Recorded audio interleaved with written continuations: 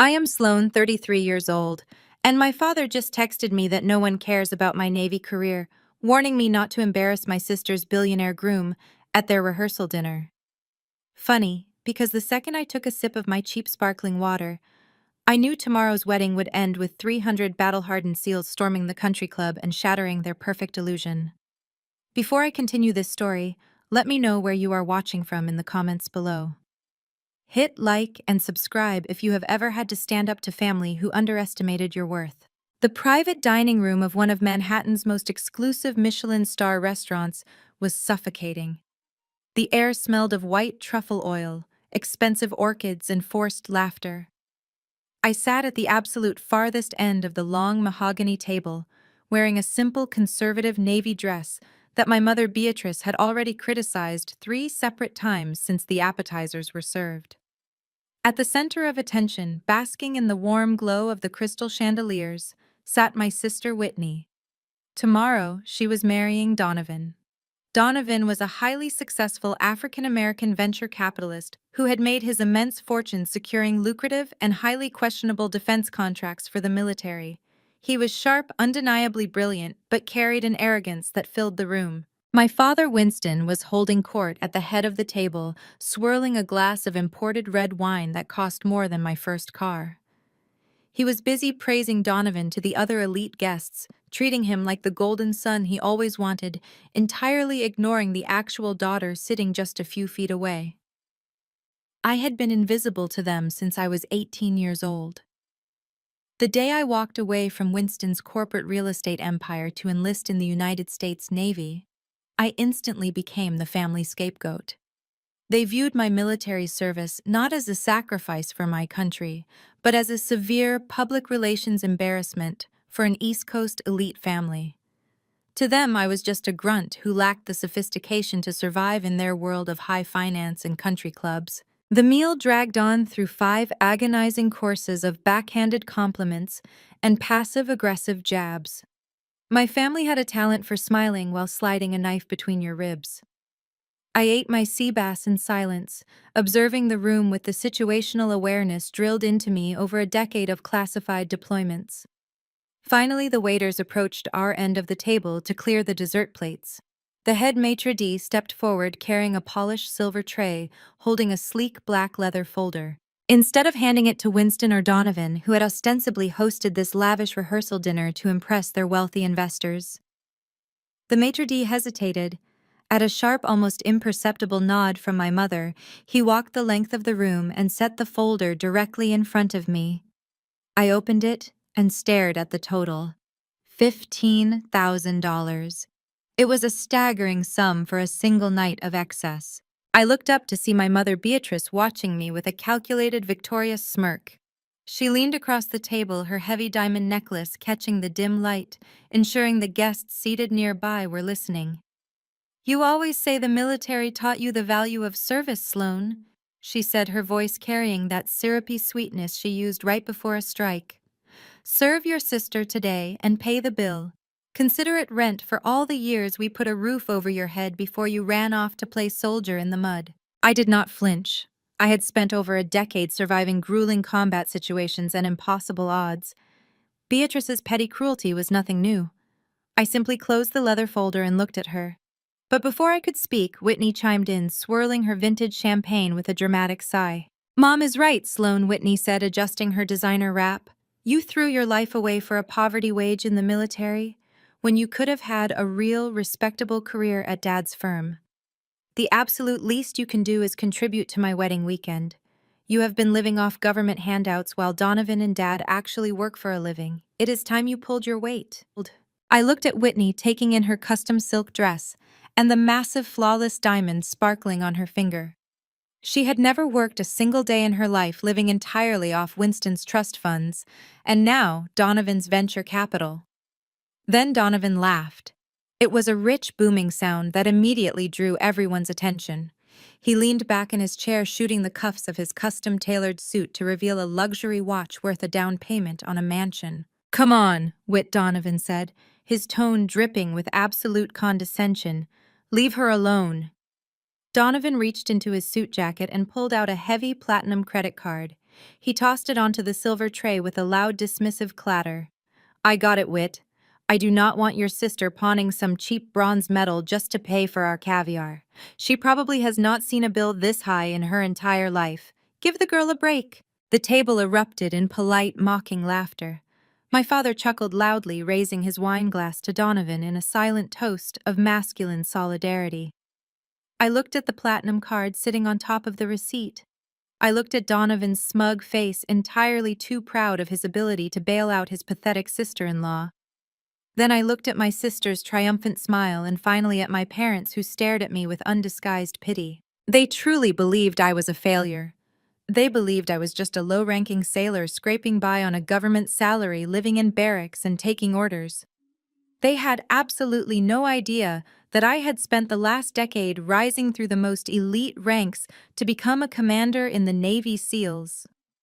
They did not know about the covert operations, the hazard pay, or the massive trust my late grandfather had secretly left solely to me, which I had invested brilliantly. And they certainly did not know that just this week I had been officially appointed by the Pentagon as the Director of Department of Defense contract audits for the entire Eastern Seaboard. I calmly reached out and picked up Donovan's platinum card. I held it between two fingers, locking eyes with him across the long table. It is a nice gesture, Donovan. I said, my voice dangerously quiet, cutting through the fading laughter like a blade. But keep your money. You are going to need it very soon. I slid his card across the polished mahogany wood, sending it right back into his hand. Then I reached into my small, unassuming clutch. I did not pull out a standard bank debit card. I pulled out a solid black titanium Centurion card. It was the exclusive invitation-only card offered solely to individuals with extraordinary financial portfolios. I dropped it onto the silver tray. The heavy metal hit the leather with a solid, undeniable thud that echoed in the suddenly silent room. The mocking laughter died instantly. Winston's wineglass stopped swirling in his hand. Beatrice's smug smirk vanished entirely, replaced by a look of utter breathless confusion. Donovan stared at the black metallic card sitting on the tray, his eyes widening. His arrogant posture dissolved into rigid shock. Donovan operated in the highest tiers of finance. He knew exactly what that card meant. He knew the impossible level of wealth, liquid assets, and elite access required to even be considered for one. Whitney looked back and forth between the black card and Donovan's pale face, not fully grasping the financial implications, but clearly understanding that the entire power dynamic at the table had just violently shifted. No one spoke. No one breathed. The wealthy investors at the adjacent tables turned to stare. My family simply sat there paralyzed, looking at the metallic rectangle that completely shattered their deeply held narrative of my pathetic, poverty-stricken existence. Before Winston could recover enough to demand an explanation, and before Donovan could stammer out a question about how a supposedly broke military grunt possessed a card his own venture capital partners desperately coveted, a sharp vibration broke the suffocating silence. My highly encrypted burner phone resting next to my water glass lit up. I glanced down at the bright screen. The text message was brief, urgent, and highly classified. Pentagon code red, target acquired. I picked up my phone and stood up from the table, smoothly straightening the skirt of my simple navy dress. I looked down at my stunned family, taking in their open mouths, their wide eyes, and their sudden terrifying realization that they did not know me at all. Enjoy the caviar, I said, my voice completely devoid of emotion, as I looked directly at my father. I have a mess to clean up. I turned and walked out of the Michelin star restaurant, my heels clicking rhythmically against the hardwood floor, leaving my black card on the silver tray, and my family drowning in absolute terrified silence. My name is Sloane. I am 33 years old, and last night I walked out of my sister's rehearsal dinner after dropping a solid black Centurion card on a $15,000 bill. My family stared in absolute shock, assuming I was running away in shame. They had no idea I was actually stepping out to answer a classified code red from the Pentagon. Now standing outside the VIP bridal suite on the crisp morning of the wedding, the simmering tension from last night felt like a lit fuse. I took a deep breath of the air, heavy with the scent of expensive floral arrangements, and pushed the heavy mahogany doors open. The room was a chaotic blur of makeup artists popping champagne corks and clouds of expensive hairspray. My sister Whitney sat in the center of it all, wrapped in a silk robe emblazoned with the word bride in gold lettering, sipping a mimosa. I walked straight toward the garment rack where the custom silk bridesmaid dresses hung in a neat row. I reached for the elegant emerald green gown with my name tag attached to the velvet hanger. Before my fingers could even brush the fabric, a hand clamped down on my wrist with startling force. My mother Beatrice snatched the silk gown away with a violent jerk. She stared at me, her manicured features twisted into a mask of pure disgust. Without a word, she reached behind the rack and threw a heavy plastic garment bag directly at my chest. "Put that on instead," Beatrice ordered, her voice cutting through the lively chatter of the room like the crack of a whip. I unzipped the bag. Inside hung a cheap, stiff, ash-gray dress that looked like it had been pulled from a discount rack a decade ago. It had long, restrictive sleeves and a high collar that zipped all the way up to the chin. It was a stark, humiliating contrast to the flowing, backless emerald gowns the other bridesmaids were currently slipping into. "You cannot wear a backless gown, Sloane," Beatrice hissed, stepping closer so the makeup artist would not hear her venom.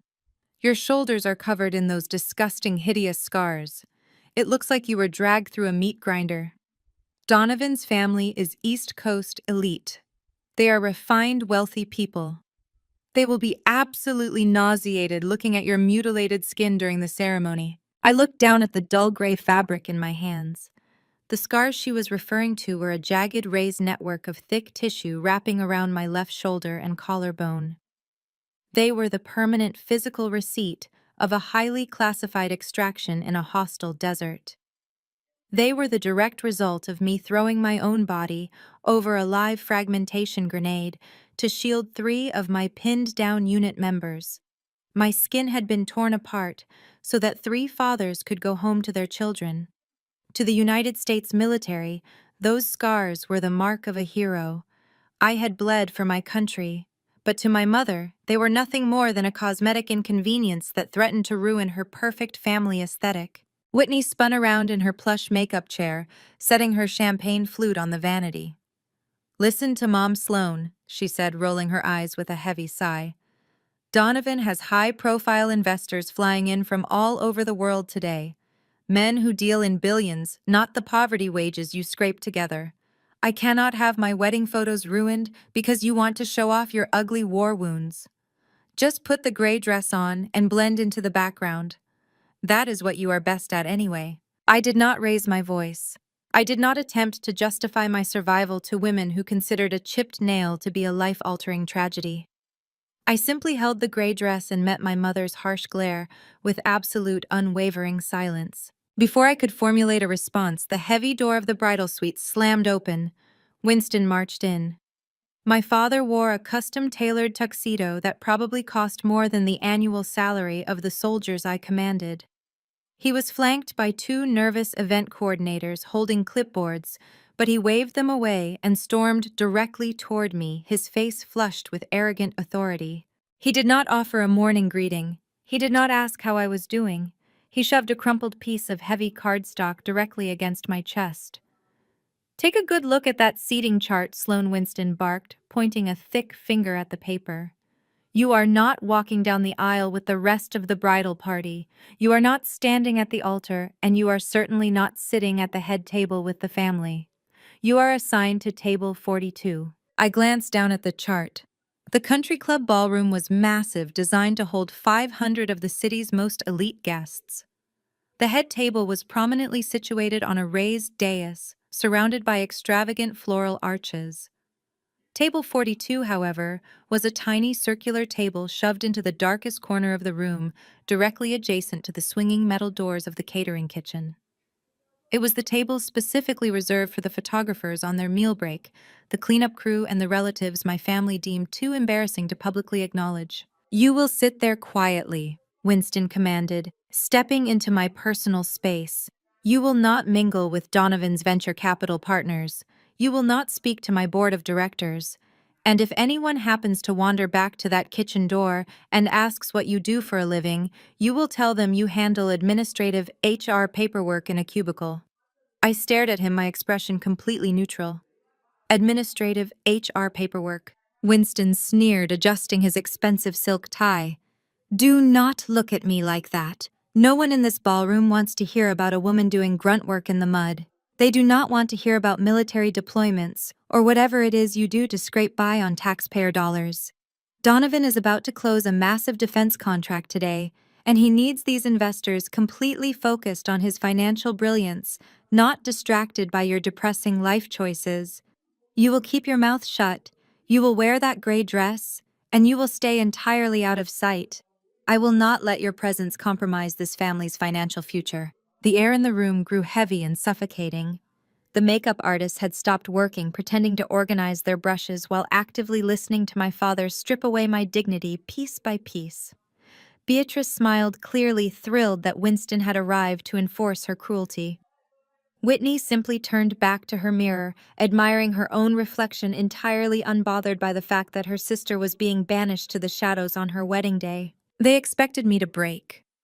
They expected the tears, the apologies, the desperate pleas for acceptance that I used to offer when I was a naive 18-year-old girl begging for my parents' love. But that girl died a long time ago. She died in grueling combat training camps, she died in freezing ocean waters, and she was reborn, forged in absolute steel.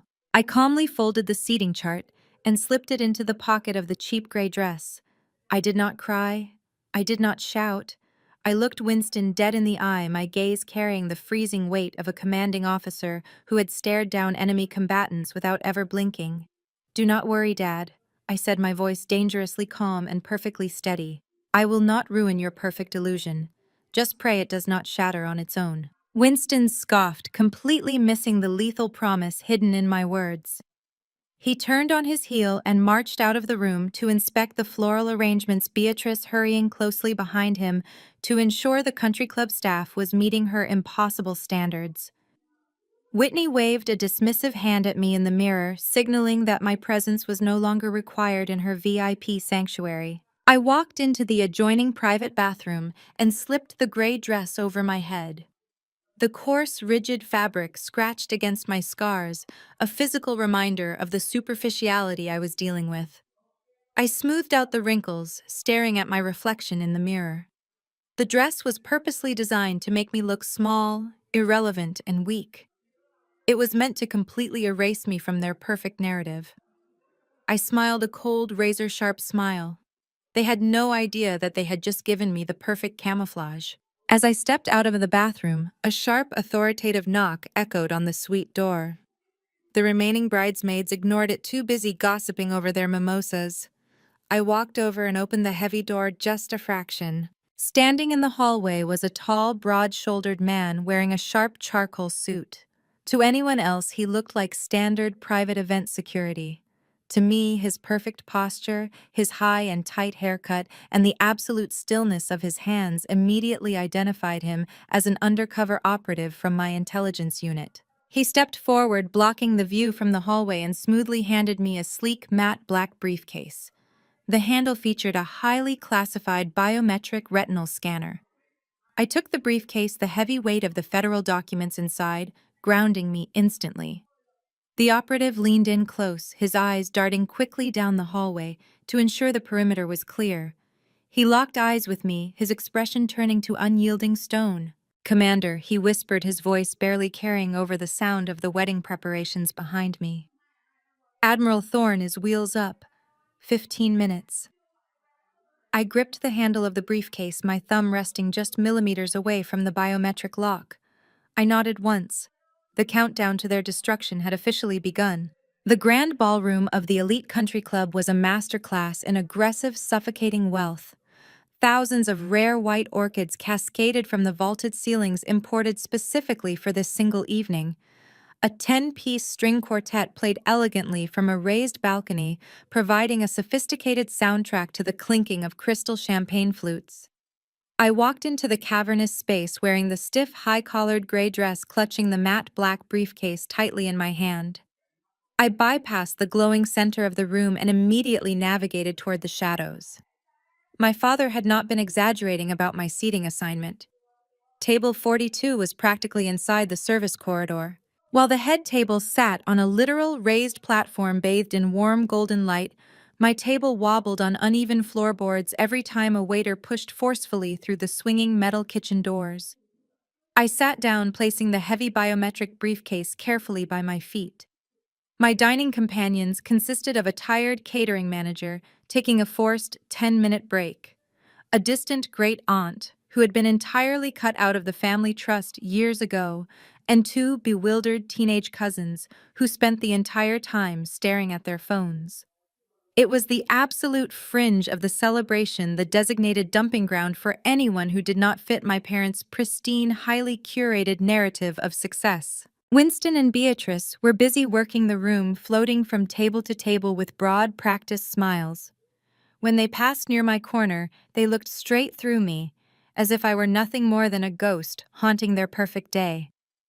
At one point, Beatrice physically steered a group of Donovan's wealthy venture capital partners away from my table, laughing loudly about how the venue staff needed to be kept out of sight to preserve the aesthetic. She did not even lower her voice. She wanted me to hear it. She wanted me to feel small. I watched them all with the detached, calculated precision of a sniper surveying an open target. They truly thought isolating me was a harsh punishment. They believed that putting me in the cheap gray dress and hiding me by the kitchen exits would break my spirit. They did not realize they had actually given me the perfect tactical vantage point. From table 42, I had a clear, unobstructed view of the entire ballroom, all the exit routes, and the massive floor-to-ceiling windows overlooking the pristine golf course outside. An hour into the reception, the clinking of a silver spoon against a crystal glass signaled the start of the toasts. The string quartet faded out. The room fell into an expectant, hushed silence. Whitney stood up from the center of the head table, adjusting the sparkling bodice of her custom designer gown. She beamed at Donovan, looking like the picture-perfect bride before casting a deliberate, sweeping glance toward the very back of the room where she knew I was sitting. "I am so incredibly blessed to marry a man with actual drive and ambition," Whitney announced, her voice echoing perfectly through the state-of-the-art sound system. "In this family, we value real success. We value people who build empires. We do not run away from adult responsibility to hide in government handouts. We do not pretend that taking orders in the mud for a poverty wage makes you a hero. We build legacies that actually matter." The crowd offered polite, approving applause. Beatrice wiped a theatrical, perfectly rehearsed tear from her eye. Winston nodded firmly, his chest puffed out with intense pride. Whitney had managed to insult my entire life of service disguised as a romantic tribute to her new husband. The sheer audacity of her entitlement was staggering, but I remained perfectly still. I did not shift in my seat. I did not lower my gaze. Donovan took the microphone next. His face was flushed with expensive whiskey and unearned confidence. He gripped the microphone like a hard-won trophy, leaning over the table to address the room of elite investors, bankers, and corporate executives. He did not just talk about his love for Whitney. True to his arrogant nature, he turned his own wedding toast into a gloating pitch meeting. "Whitney is absolutely right," Donovan boomed, his voice dripping with unbearable smugness. "Success is about being the smartest guy in the room. It is about knowing how to play the game. And I am immensely proud to announce today, surrounded by my beautiful new wife and my incredible new family, that my firm just officially secured a multi-million-dollar government defense contract." The room erupted in loud, enthusiastic cheers. The investors at the VIP tables clapped aggressively, practically seeing dollar signs raining from the ceiling. Donovan held up his hand to quiet them down, a cruel, mocking smile stretching across his face. "It is funny, really." Donovan continued, shaking his head with a condescending chuckle. "You have all these naive grunts out there crawling in the dirt, risking their necks for absolute pennies. They take orders from useless bureaucrats and think they are making a difference. Meanwhile, the real winners, the guys sitting in this room right now, we make the millions equipping them. We sit in corner offices in custom suits while they do the dirty work. We pull the strings. So here is to the real heroes of America, the innovators, the wealth builders. Cheers. The absolute disrespect radiating from the head table was sickening. He was openly mocking the brave men and women who bled for this country, reducing their ultimate sacrifice to a cheap punchline meant to impress a room full of greedy bankers. Winston laughed the loudest of anyone, raising his glass high in the air to salute his new son-in-law. Beatrice clapped enthusiastically, entirely oblivious to the monumental level of fraud Donovan was currently boasting about. I did not react. I did not stand up and scream. I did not throw my glass or cause a scene. I sat perfectly still at table 42, ignoring the swinging metal kitchen doors, occasionally bumping the back of my chair. I picked up my cheap glass of sparkling water and took a slow, deliberate sip. My right hand rested casually on the matte black briefcase sitting by my feet. With my index finger, I began to tap a specific rhythmic sequence against the biometric lock. Tap, tap, pause. Tap, tap, tap. It was a silent, internal countdown. Donovan was standing on that elevated stage, bragging loudly about a defense contract that I personally knew was riddled with fraudulent billing, phantom equipment deliveries, and illegal kickbacks. It was a contract that my newly commanded department at the Pentagon had been tracking relentlessly for the past 6 months. He truly thought he had outsmarted the United States government. He firmly believed his wealth made him completely untouchable. Donovan raised his glass one more time, shouting for the catering staff to bring another round of vintage champagne for his most important investors. The string quartet raised their bows, preparing to strike up a lively celebratory tune to mark the end of the speeches. But the elegant music never started. First, it was a subtle, deep vibration in the polished hardwood floorboards. It felt like a low rumble beneath the earth. Then the massive crystal chandeliers suspended above the dance floor began to sway violently back and forth, the thousands of glass prisms violently clinking against one another in a chaotic, jarring melody.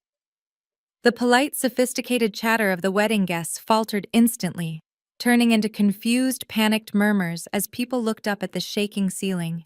The vibration rapidly escalated into a deafening, rhythmic, mechanical roar that completely swallowed Donovan's amplified voice.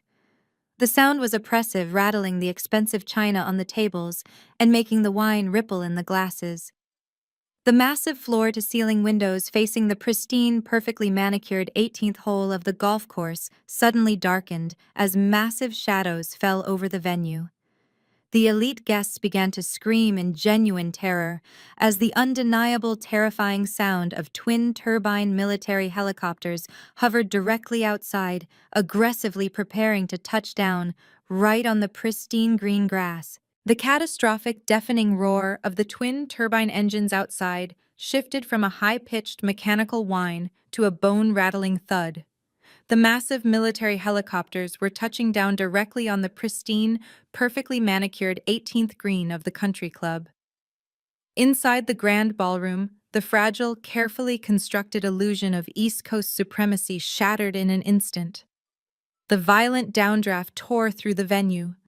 Expensive baccarat crystal champagne flutes vibrated off the silk-clothed tables, smashing into hundreds of glittering shards against the polished hardwood floors. The 10-piece string quartet completely abandoned their instruments, cellos and violins clattering to the ground as the musicians scrambled backward in sheer, unadulterated terror. Wealthy investors, men and women who dictated global market trends with the stroke of a pen and destroyed working-class livelihoods for sport, immediately dropped to the floor. They cowered beneath the tables, covering their perfectly coiffed heads with their manicured hands, utterly desperate to shield themselves from the incoming threat. The sheer concussive force of the helicopter rotor wash blew the heavy double-locked French doors wide open, ripping them off their brass latches. The blast sent thousands of imported white orchids swirling wildly into the air like a localized chaotic blizzard, destroying Beatrice's painstakingly designed floral aesthetic in seconds. I sat perfectly still at table 42, surrounded by the terrified catering staff. I did not duck. I did not flinch. My right hand simply rested on the biometric lock of the matte black briefcase by my feet. Winston scrambled to his feet at the head table, nearly knocking over his massive, multi-tiered wedding cake. His face was a mask of furious indignation. He grabbed the microphone Donovan had just dropped, its feedback squealing painfully through the massive speakers. "Security!" Winston bellowed, his voice cracking under the overwhelming mechanical noise. "Get my private security in here right now. I want these people arrested. Lock down the perimeter. Call the police." It was a pathetic, almost comical display of civilian arrogance. Winston genuinely believed his wealth and his corporate title could control any situation, no matter how dire. 4 private security guards wearing cheap black suits and earpieces rushed into the ballroom from the side corridors, reaching for their radios. But the moment they laid eyes on the main entrance, they froze entirely. They did not reach for their weapons. They did not shout commands or assert their supposed authority. They simply lowered their trembling hands and stepped back against the floral-draped walls, entirely paralyzed by the overwhelming lethal force standing on the other side of the threshold. The heavy carved oak doors of the main ballroom entrance did not just open. They were violently kicked apart. The wind from the rotor blades swept through the room, chilling the stagnant, perfumed air and ripping the silk table runners from their moorings. Then the true display of power began. They marched in with absolute terrifying precision. 300 United States Navy SEALs, all dressed in immaculate, sharply pressed dress blues, flooded into the venue. They did not shout. They did not brandish weapons. They did not need to. The synchronized, rhythmic thud of 300 pairs of polished leather boots hitting the hardwood floor in perfect unison was infinitely more intimidating than gunfire. They moved as a single lethal organism, immediately taking absolute control of the massive space. The billionaire guests, the venture capitalists, the elite socialites who had just spent the last hour actively mocking government workers scrambled backward. They plastered themselves against the expensive wallpaper, their eyes wide with unadulterated primal fear. The SEALs moved with surgical, undeniable efficiency. They split into 2 massive columns, completely bypassing the cowering billionaires, and formed a rigid, immovable wall of honor straight down the center aisle of the ballroom. Their faces were carved from stone. Their white gloves and gold buttons gleamed under the violently swinging crystal chandeliers. They created a gauntlet of pure military discipline right through the heart of high society extravagance. At the head table, the panic was palpable. Beatrice grabbed the edge of the mahogany table, her knuckles turning stark white, watching her carefully curated social event completely hijacked and destroyed. Whitney gripped her custom silk veil, her mouth hanging open in silent horror. This was her wedding day, her ultimate moment of social triumph, completely overshadowed and obliterated by a military invasion. I watched them all from the shadows near the kitchen doors. I watched the elite crumble when faced with raw, uncompromising discipline. The contrast was staggering. These wealthy investors spent their lives manipulating numbers on a screen, believing that made them untouchable gods. But standing face to face with men forged in the fires of actual warfare, their money suddenly meant absolutely nothing. Donovan was the only person in the room arrogant enough to break the suffocating silence. His ego, inflated by years of buying his way out of consequences, simply could not process the disrespect. He had just been standing on that stage, boasting about his multi-million-dollar defense contracts, claiming he held the absolute leash of the military. Now his wedding reception was occupied territory. He stepped down from the raised platform, his face flushed an ugly mottled shade of crimson. He marched directly toward the center aisle, aggressively confronting the leading officer of the SEAL formation. "What the hell do you think you are doing?" Donovan screamed, his voice raw with fury, echoing in the cavernous room. "This is a private, exclusive event. Do you have any idea who I am?" The leading officer did not flinch. He did not even blink. He stared straight ahead, completely ignoring Donovan's furious temper tantrum. "I am Donovan Pierce." Donovan roared, jabbing his index finger aggressively into the officer's chest, his expensive Rolex flashing in the light. "I own the defense contracts that pay your miserable salaries. I sit on the board of companies that manufacture the gear on your backs. I am the reason you even have a job." Now get your men out of my wedding before I make a single phone call and ruin every single one of your pathetic careers. It was a grave, monumental miscalculation. Before Donovan could even withdraw his pointing finger, two SEALs stepped out of the rigid formation. They moved with a terrifying, fluid mechanical speed. They did not draw weapons or raise their voices. They simply flanked Donovan, each grabbing one of his arms with a vice-like grip. The sheer physical power of the soldiers was undeniable and immediate. Donovan gasped. The breath knocked completely out of his lungs as the SEALs effortlessly forced him backward. His expensive custom suit strained against the physical restraint. He tried to struggle, digging the heels of his Italian leather shoes into the hardwood floor, his face twisting in panic, but it was entirely useless.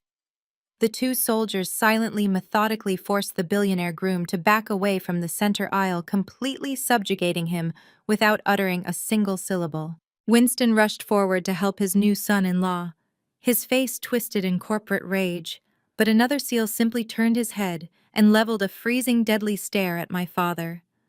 Winston stopped dead in his tracks, his manufactured corporate bravado instantly evaporating under the lethal gaze of a trained killer. Whitney let out a sharp, hysterical shriek from the head table. "Donovan, do something, tell them to leave, call the police." But Donovan was speechless. The man who had just stood on stage mocking the military grunts, calling them mindless pawns, was now being physically restrained by them, his vast wealth and infinite connections completely useless against their silent, organized force. The entire ballroom held its breath, witnessing the total humiliating dismantling of a billionaire's ego in real time. The tension in the room reached an absolute breaking point. The silence was only interrupted by the distant dying whine of the helicopter rotors outside on the ruined golf course. Then a new presence entered the ballroom. He did not march. He walked with the measured, deliberate pace of a man who carried the immense weight of the free world on his shoulders. He wore a perfectly tailored uniform adorned with 4 gleaming stars on the collar, and a chest covered in a dizzying array of colorful commendations medals earned in conflicts these billionaires could only read about in newspapers. His booming voice echoed from the main entrance, slicing through the heavy, terrified atmosphere like a physical blade. "You do not own a damn thing, son," the voice thundered. Admiral Thorne had arrived. He was an absolute legend within the military and intelligence community, a 4-star commander whose strategic brilliance was only matched by his terrifying, uncompromising reputation. The entire ballroom seemed to physically shrink under his immense authoritative presence. He walked slowly down the aisle, stopping at the very beginning of the gauntlet formed by the rigid wall of SEALs. Admiral Thorne slowly turned his head, his sharp, calculating eyes sweeping over the cowering billionaires under the tables, the terrified, sobbing bride, the physically restrained and humiliated groom, and the utterly defeated, trembling Winston. He took in the entire pathetic display of high society arrogance with absolute disgust. Then the Admiral's intense gaze completely bypassed the lavish head table. His eyes locked onto the darkest, furthest corner of the room. He looked directly past the swinging kitchen doors, past the frightened catering staff, and settled his unwavering stare solely on me, sitting quietly at table 42 in my cheap, scratchy gray dress. Admiral Thorne straightened his spine, snapped his heels together with a resounding, echoing crack, and barked a command that shook the very foundations of the elite country club. "Commander on deck." The synchronized, thunderous crack of 300 pairs of polished leather boots snapping together echoed through the devastated ballroom. It was a sound that commanded absolute obedience, a physical shockwave that rippled through the cowering billionaires and venture capitalists.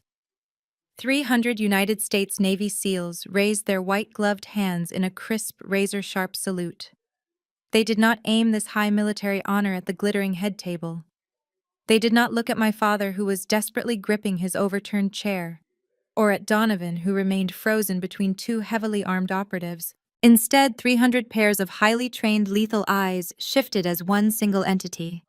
Their gaze bypassed the imported floral arches, bypassed the weeping bride, and locked squarely onto the darkest, most undesirable corner of the country club. They were looking directly past the swinging kitchen doors. They were looking at table 42. They were looking at me. I slowly stood up. The cheap ash-gray fabric of the ill-fitting dress Beatrice had forced upon me rustled against my legs. It was a garment deliberately chosen to erase my existence, to make me blend into the background, like a forgotten piece of furniture. Yet as I stepped out from the shadows of the catering corridor, that dull gray dress became the focal point of the entire room. The catering staff who had been sharing their break with me just moments prior shrank back against the walls, their mouths hanging open in utter disbelief. I stepped into the center aisle.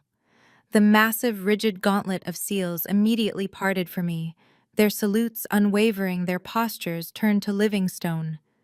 The silence in the grand ballroom was absolute and suffocating, broken only by the steady, rhythmic click of my heels against the hardwood floor. I did not rush. I did not look at the wealthy elites who were currently scraping themselves off the floor, the very same people who had laughed at Donovan's crude jokes about military grunts just 10 minutes ago. I kept my eyes locked straight ahead, carrying the biometric briefcase effortlessly at my side. As I approached the raised platform of the head table, the sheer reality of the situation finally managed to penetrate my mother's thick armor of societal arrogance. Beatrice could not comprehend what she was witnessing. Her brain violently rejected the irrefutable evidence that the daughter she had banished to the shadows was currently commanding the absolute respect of the deadliest military force on Earth. Her face twisted into an ugly, desperate sneer. She lunged forward, her expensive designer heels slipping slightly on the spilled champagne covering the floor. She reached out her manicured fingers shaped into claws, aiming directly for my arm. "What kind of prank is this?" Beatrice hissed, her voice vibrating with a toxic mix of panic and venom. "Stop embarrassing us immediately. Tell these men to leave before you ruin your sister's perfect day." Before her diamond-clad fingers could even graze the cheap fabric of my sleeve, a large, weathered hand intercepted hers with blinding speed. Admiral Thorne swats Beatrice's hand away with a sharp, uncompromising motion. The physical rejection was swift and absolute. Beatrice stumbled backward, clutching her wrist in profound shock. Her mouth opened and closed in silent outrage, completely unaccustomed to anyone denying her physical space. "Ma'am, do not touch a decorated officer," Admiral Thorne barked. His voice did not yell, but it carried the devastating weight of absolute authority. His gaze stripped away her societal armor, instantly rendering her expensive gown, her heavy jewelry, and her country club status utterly worthless. She was nothing more than a civilian interfering with military protocol, and he treated her exactly as such. Whitney shrank back into her plush chair at the head table, pulling her custom silk veil around her shoulders like a shield. Donovan remained completely immobilized by his SEAL captors, his arrogant bravado entirely extinguished. Admiral Thorne stepped past my trembling mother and reached out, plucking the microphone from the stand that Donovan had dropped. The speakers emitted a high-pitched, painful whine of feedback for a brief second before the Admiral gripped it firmly. He turned his broad shoulders to face the entire ballroom, addressing the venture capitalists, the bank executives, and the corporate elite, who were now slowly daring to peek out from under their tables. "We apologize for crashing this private celebration," Admiral Thorne announced, though his steely tone held absolutely zero remorse. "But the United States Navy owes a massive unpayable debt to a woman in this room, and we do not leave our debts unpaid." The Admiral turned to face me. The hardened, terrifying edge of his expression softened into a look of deep, genuine reverence. He raised the microphone again, ensuring every single syllable would be permanently burned into the memories of my family. "5 months ago, during a highly classified extraction in hostile territory, an intelligence unit was ambushed and pinned down by heavy enemy fire," the Admiral stated, his voice echoing off the vaulted ceilings. "The situation was critical. Evacuation seemed impossible. But Commander Sloan refused to let her team die in the dirt. When a live fragmentation grenade was thrown into their defensive position, she did not hesitate. She threw her own body over the blast radius to shield 3 of her unit members. A collective, horrified gasp rippled through the wealthy crowd. The investors who had just applauded Donovan's mockery of the military were now staring at me with profound, wide-eyed shock. She took a devastating barrage of shrapnel to her shoulder and collarbone. Admiral Thorne continued, his eyes briefly flicking toward Beatrice with undisguised contempt. He knew exactly what had transpired in the bridal suite that morning. My undercover operatives missed nothing. Those injuries are not a cosmetic inconvenience. They are the honorable marks of a true American hero. They are the reason 3 fathers returned home to their children. The silence that followed was heavy enough to crush bone. The elite guests slowly turned their heads to look at Beatrice and Whitney. The whispers started instantly. They all realized the horrifying truth. My mother had forced me to wear a high-collared, hideous gray dress to cover up the very scars that I had earned saving American lives. The societal disgust aimed at my mother was palpable, a suffocating wave of judgment that made Beatrice physically wither in her spot. Her cruel, superficial gaslighting had been exposed on a massive, undeniable scale. Admiral Thorne reached into the breast pocket of his decorated uniform.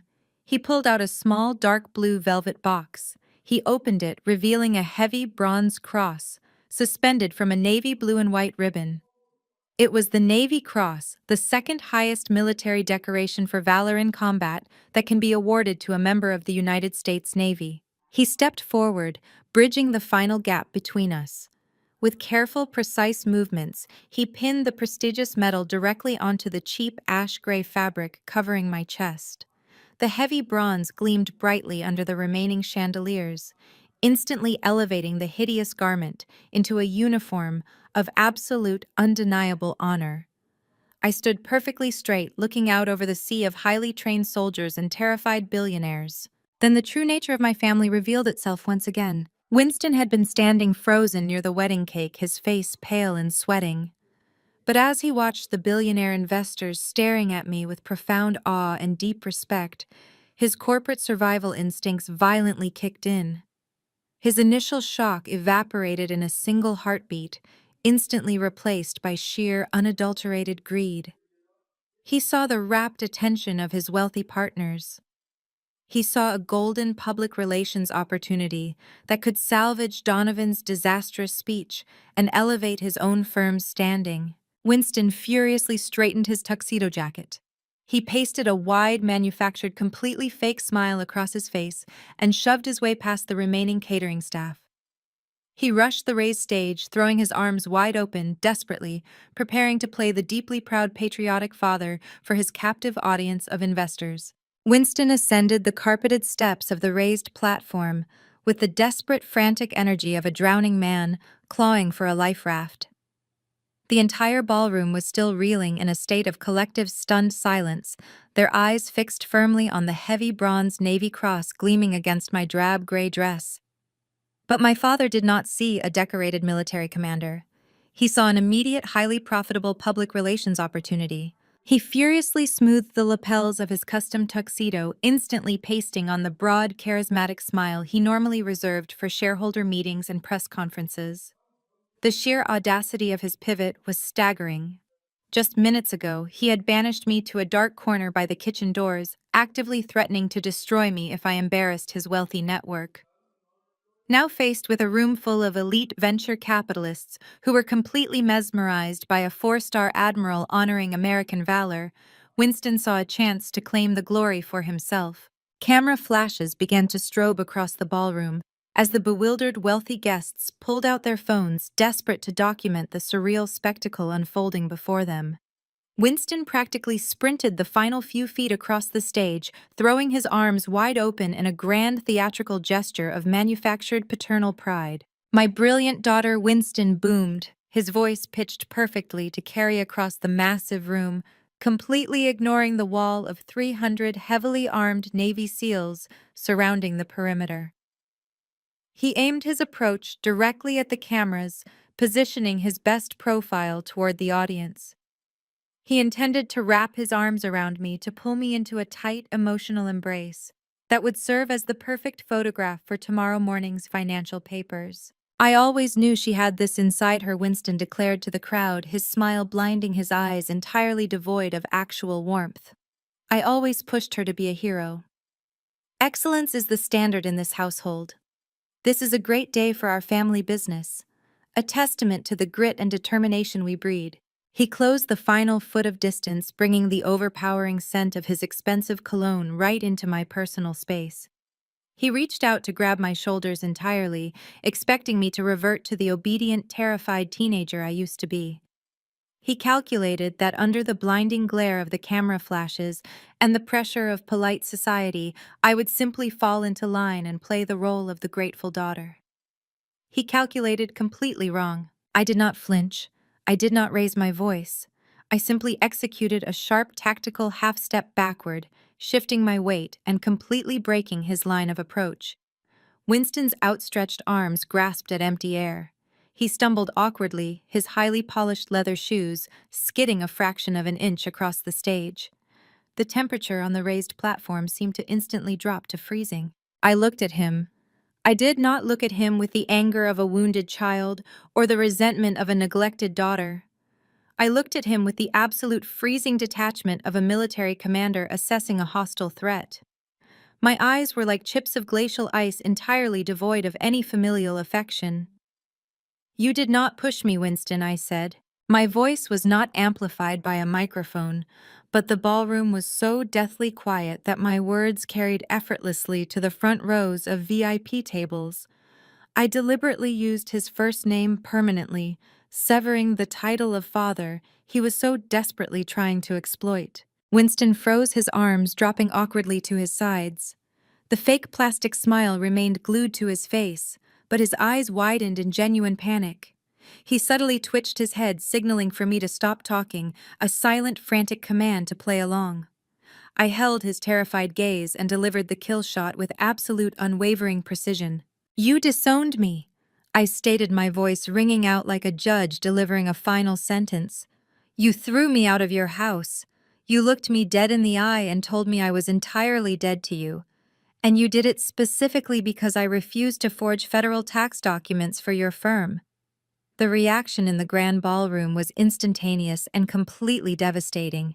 The word forge dropped into the crowd of billionaires and bankers like a live hand grenade. The polite awe-struck silence shattered immediately, replaced by a frantic, low hum of panicked whispering. Venture capitalists who had just invested tens of millions of dollars into Winston's corporate portfolio suddenly sat up straight, their faces draining of color. Board members exchanged terrified, wide-eyed glances. The elite socialites at the front tables gasped physically, leaning away from the stage as if Winston had just caught fire. In the world of high finance, rumors of tax fraud were an absolute death sentence. To have that accusation delivered by a decorated military commander standing next to a four-star admiral was an extinction-level event. Winston's manufactured smile violently collapsed. The blood completely drained from his face, leaving his skin a sickly pale gray. Sweat instantly beaded on his forehead, ruining his perfectly styled hair. He looked frantically at the VIP tables, watching his life's work, his precious reputation, and his financial empire evaporate in real time. "Now, Sloane, let us not be dramatic," Winston stammered, his voice pitching up into a high, nervous squeak. He let out a loud, hollow, desperate laugh, waving his hands at the crowd as if trying to physically erase the words from the air. "You know how she is, everyone. Combat stress. The military sense of humor is just so dark. She is just making a little family joke." No one laughed. Not a single person in the massive room even offered a polite chuckle. The 300 Navy SEALs lining the aisles shifted their posture ever so slightly, a subtle, terrifying ripple of physical intimidation that made the billionaires shrink back into their chairs. Admiral Thorne stood completely motionless behind me, his arms crossed over his chest, his expression radiating absolute lethal contempt for the man sweating in front of him. I did not waste another second looking at Winston. He was no longer a threat. He was a neutralized target. I turned my back on my father, leaving him stammering and drowning in the wreckage of his own reputation. I walked with slow, deliberate purpose across the raised stage, heading directly toward the massive 5-tier wedding cake positioned near the center of the platform. Whitney let out a tiny, pathetic squeak as I approached, pressing herself deep into the back of her plush chair, completely terrified of the sister she had spent the entire morning mocking. Beatrice remained frozen near the edge of the stage, her mouth hanging open, still clutching her wrist where the Admiral had swatted her away. I reached the cake table. I hoisted the heavy matte black briefcase and slammed it down firmly onto the pristine white linen tablecloth right next to the towering sugar orchids. The heavy thud made the crystal cake stand rattle. I placed my right thumb directly onto the glowing blue biometric scanner built into the handle. The machine emitted a sharp, high-pitched beep. A small green light flashed and the heavy internal steel latches released with a loud, satisfying mechanical clack. I flipped the lid open. Inside, resting on precision-cut foam, was a massive stack of highly classified documents.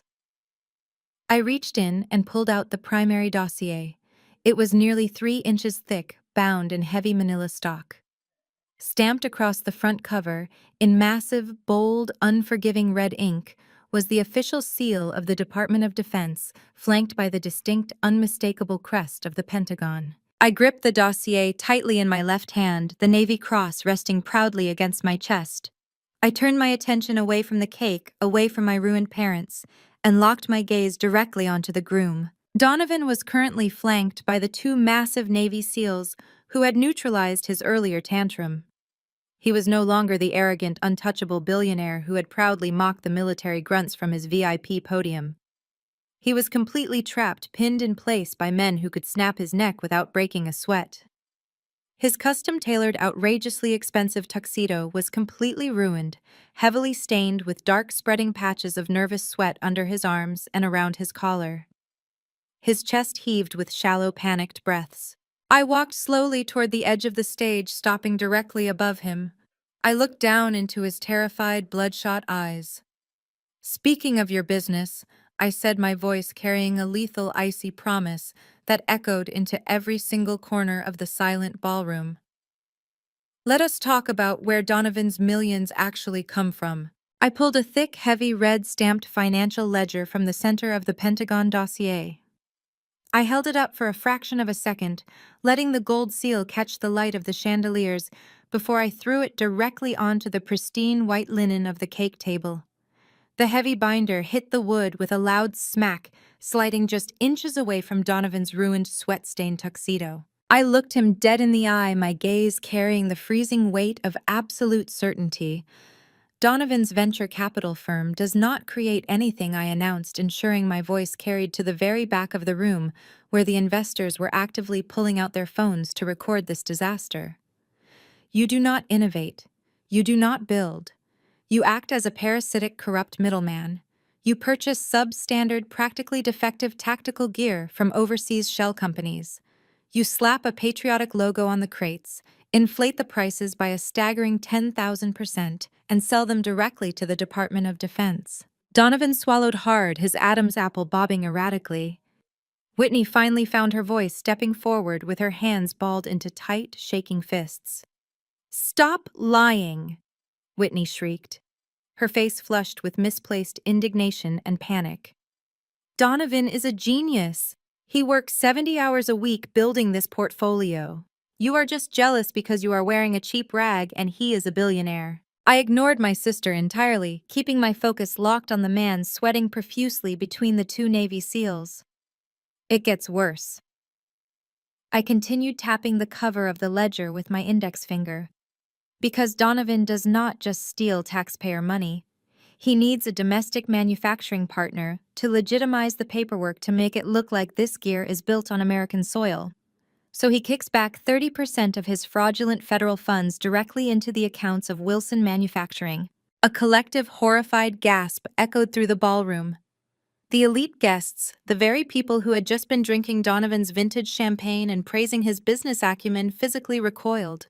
Whispers erupted across the room like a sudden wildfire. "You and my father have been running a highly coordinated illegal kickback scheme," I stated, my voice ringing with undeniable truth. "You buy cheap, faulty ceramic plates for ballistic vests. You funnel the money through Winston's corporate accounts to wash it clean.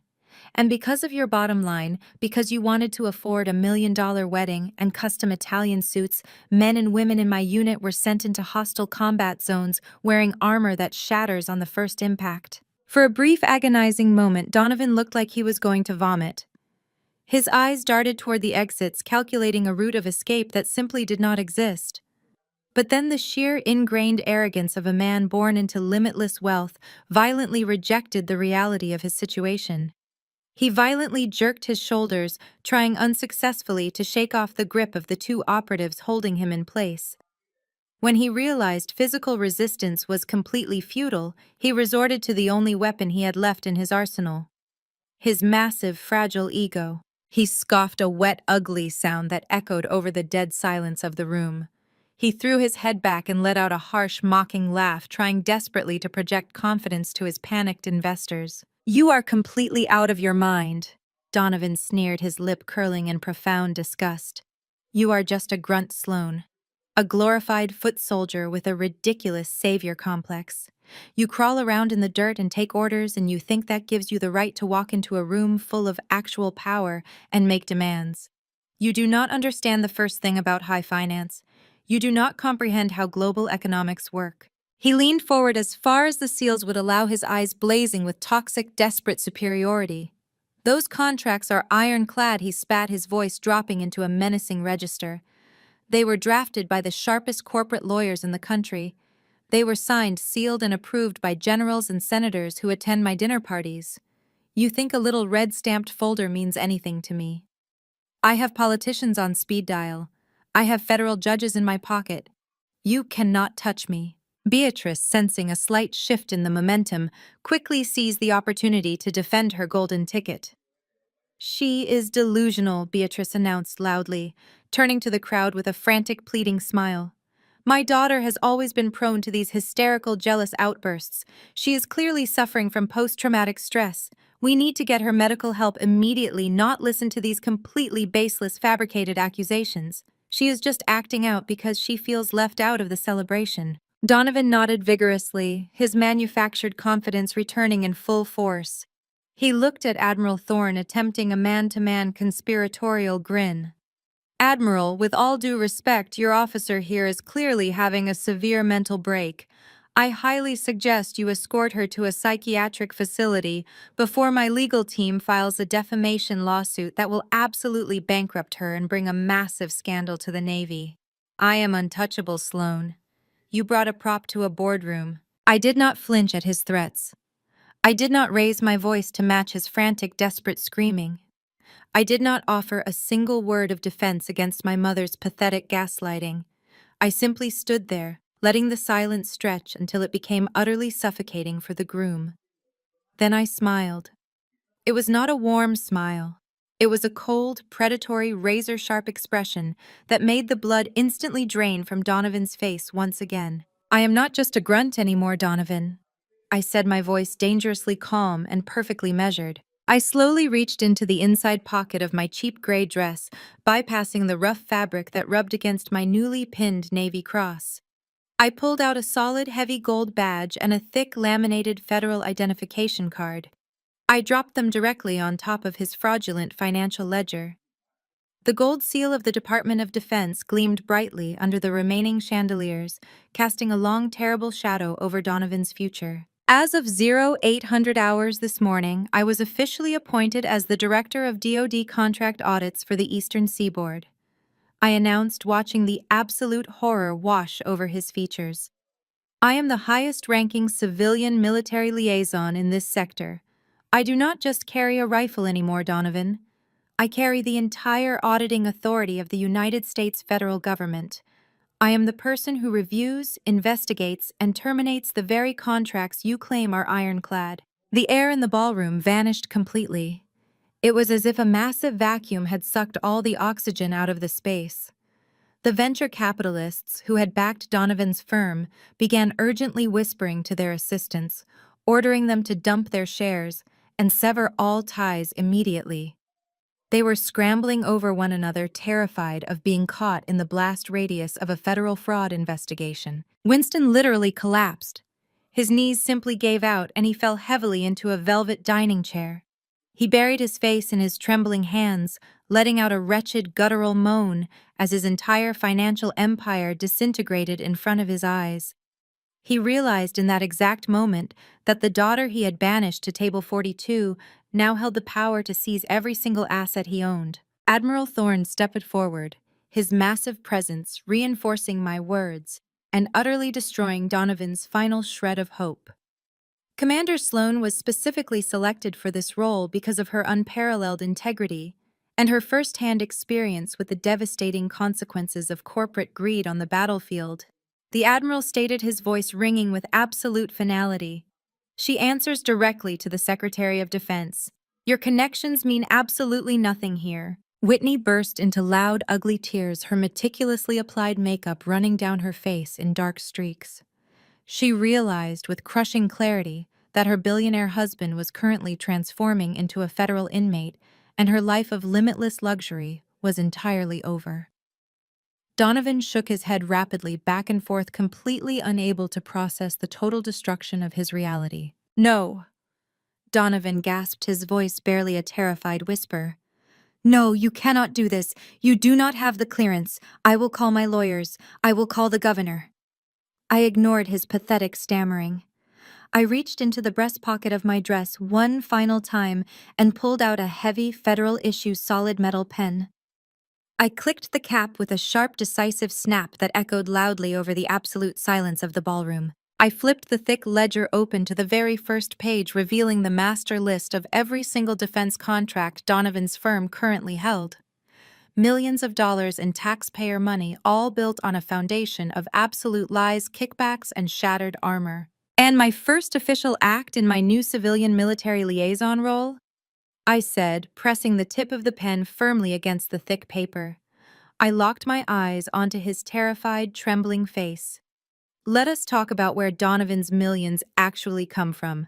I am canceling every single contract your firm holds due to federal fraud. The words hung in the air, absolute and irrevocable. Donovan's mind violently rejected the reality of his immediate destruction. The smug, untouchable veneer he had worn like armor for his entire adult life shattered into a million jagged pieces. He let out a feral, completely unhinged scream, the sound tearing through the grand ballroom and silencing the frantic whispers of the crowd. "You cannot do this to me!" Donovan bellowed, his face turning an ugly, mottled shade of crimson. He lunged forward, his hands hooking into desperate claws, aiming directly for the heavy federal pen in my grip. You are breaching protocol. You are ruining my entire life. You have no idea who you are dealing with. I will have you court-martialed. I will have you destroyed. He never even made it past the edge of the tablecloth. The two Navy SEALs flanking him moved with a terrifying synchronized fluidity. They did not shout warnings. They did not hesitate. They simply boxed him in with bone-crushing tactical force. One operative drove a heavy boot behind Donovan's knee, forcing his leg to buckle instantly with a sharp crack. The other operative gripped Donovan's custom-tailored shoulder and drove him face-first into the polished hardwood floor. The sickening thud of expensive bone meeting solid oak echoed across the raised platform. Donovan thrashed wildly, screaming about his lawyers, his political connections, and his offshore bank accounts. But the SEALs pressed their weight into him, rendering him entirely immobile.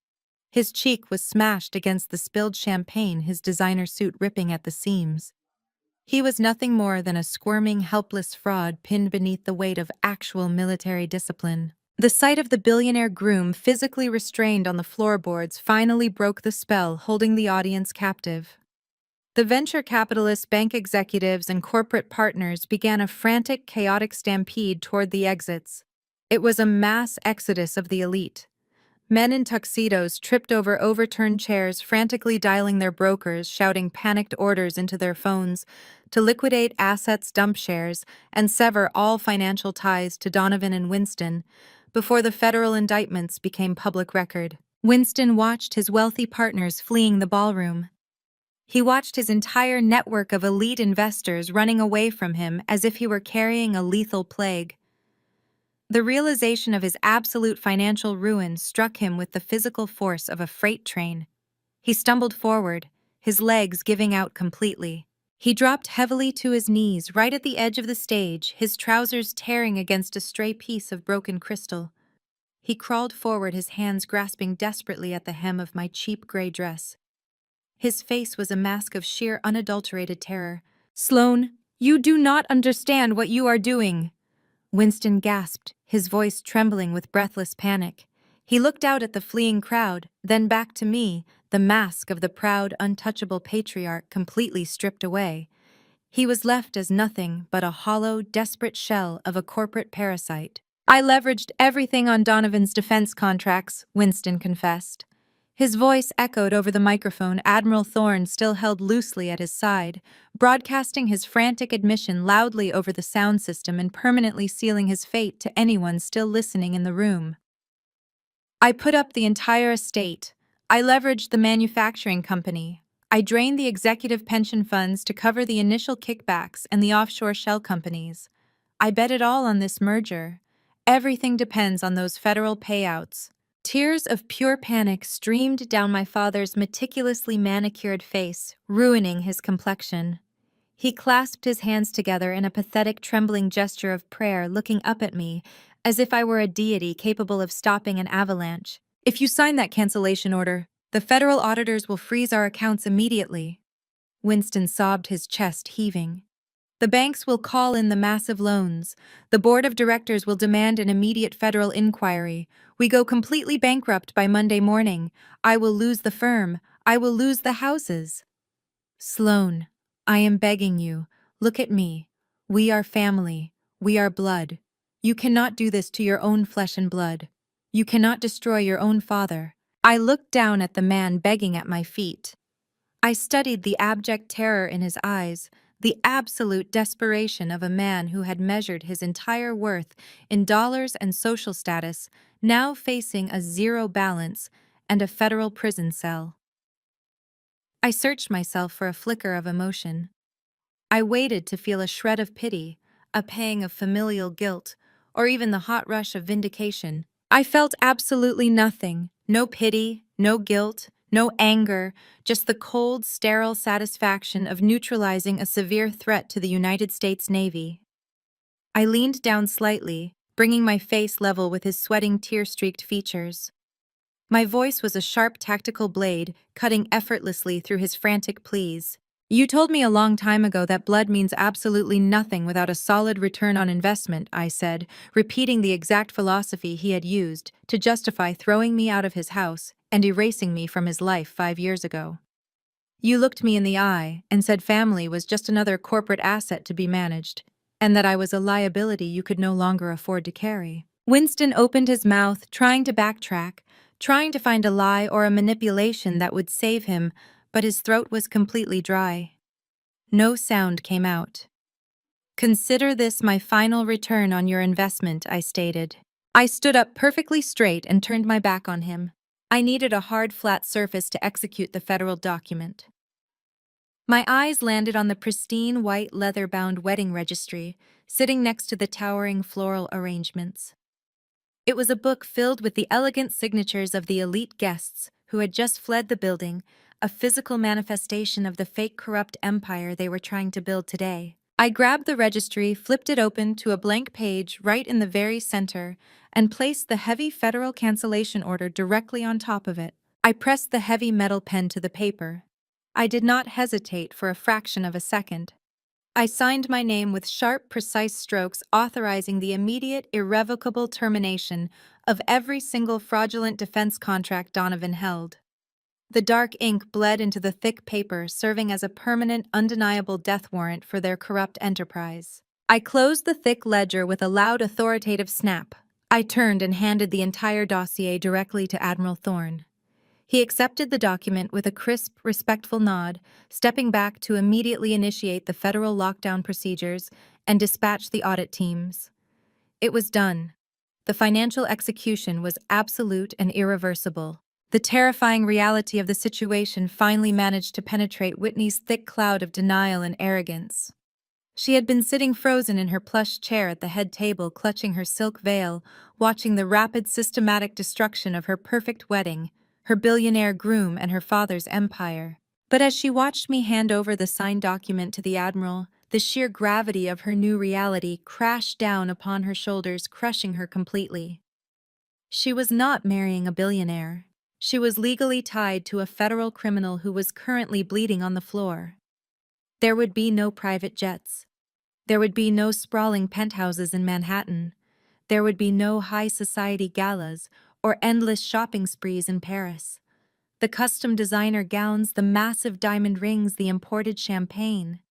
It was all vanishing before her very eyes, instantly replaced by the looming specter of total bankruptcy, frozen assets, and federal investigations. The shock on her beautiful, meticulously contoured face twisted into something incredibly dark, ugly, and completely feral.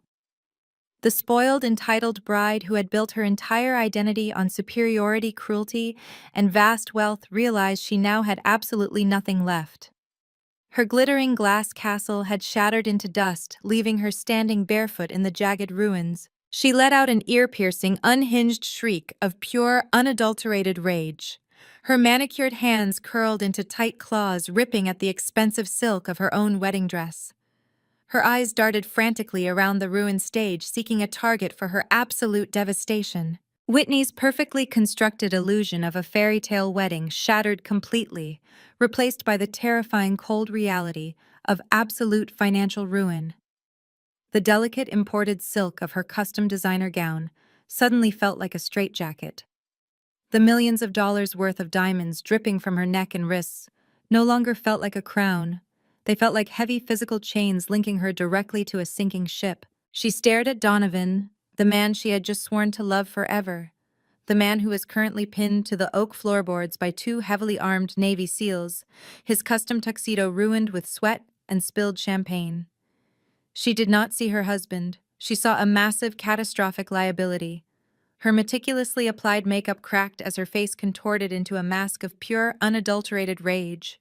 She let out a shrill, ear-piercing shriek that cut right through the chaotic din of the fleeing billionaires. "You lied to me!"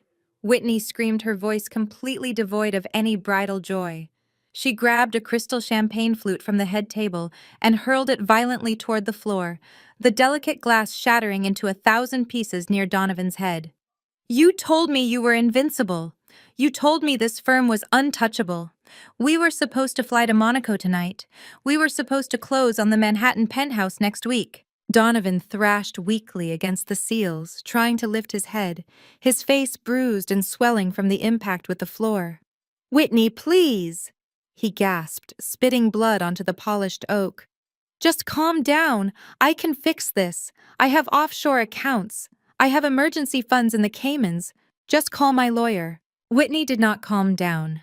She stepped closer to the edge of the raised platform, her hands curling into tight, shaking fists, her manicured nails digging into her palms. She looked down at him with an expression of absolute withering disgust. "Fix this!" Whitney shrieked, her voice vibrating with manic fury. "She just canceled every single federal contract you hold. She is a director for the Department of Defense. You are going to federal prison, Donovan. Your assets are going to be frozen by the end of the day.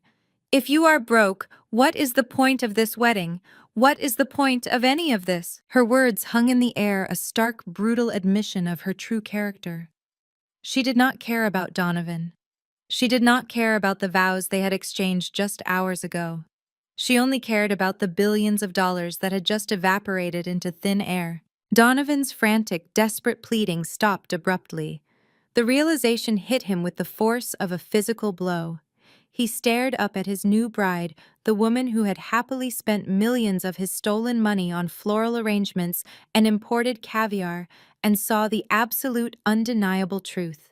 She was abandoning ship the exact second the money ran dry. His terror instantly hardened into vicious, toxic anger. "You superficial, greedy little parasite!"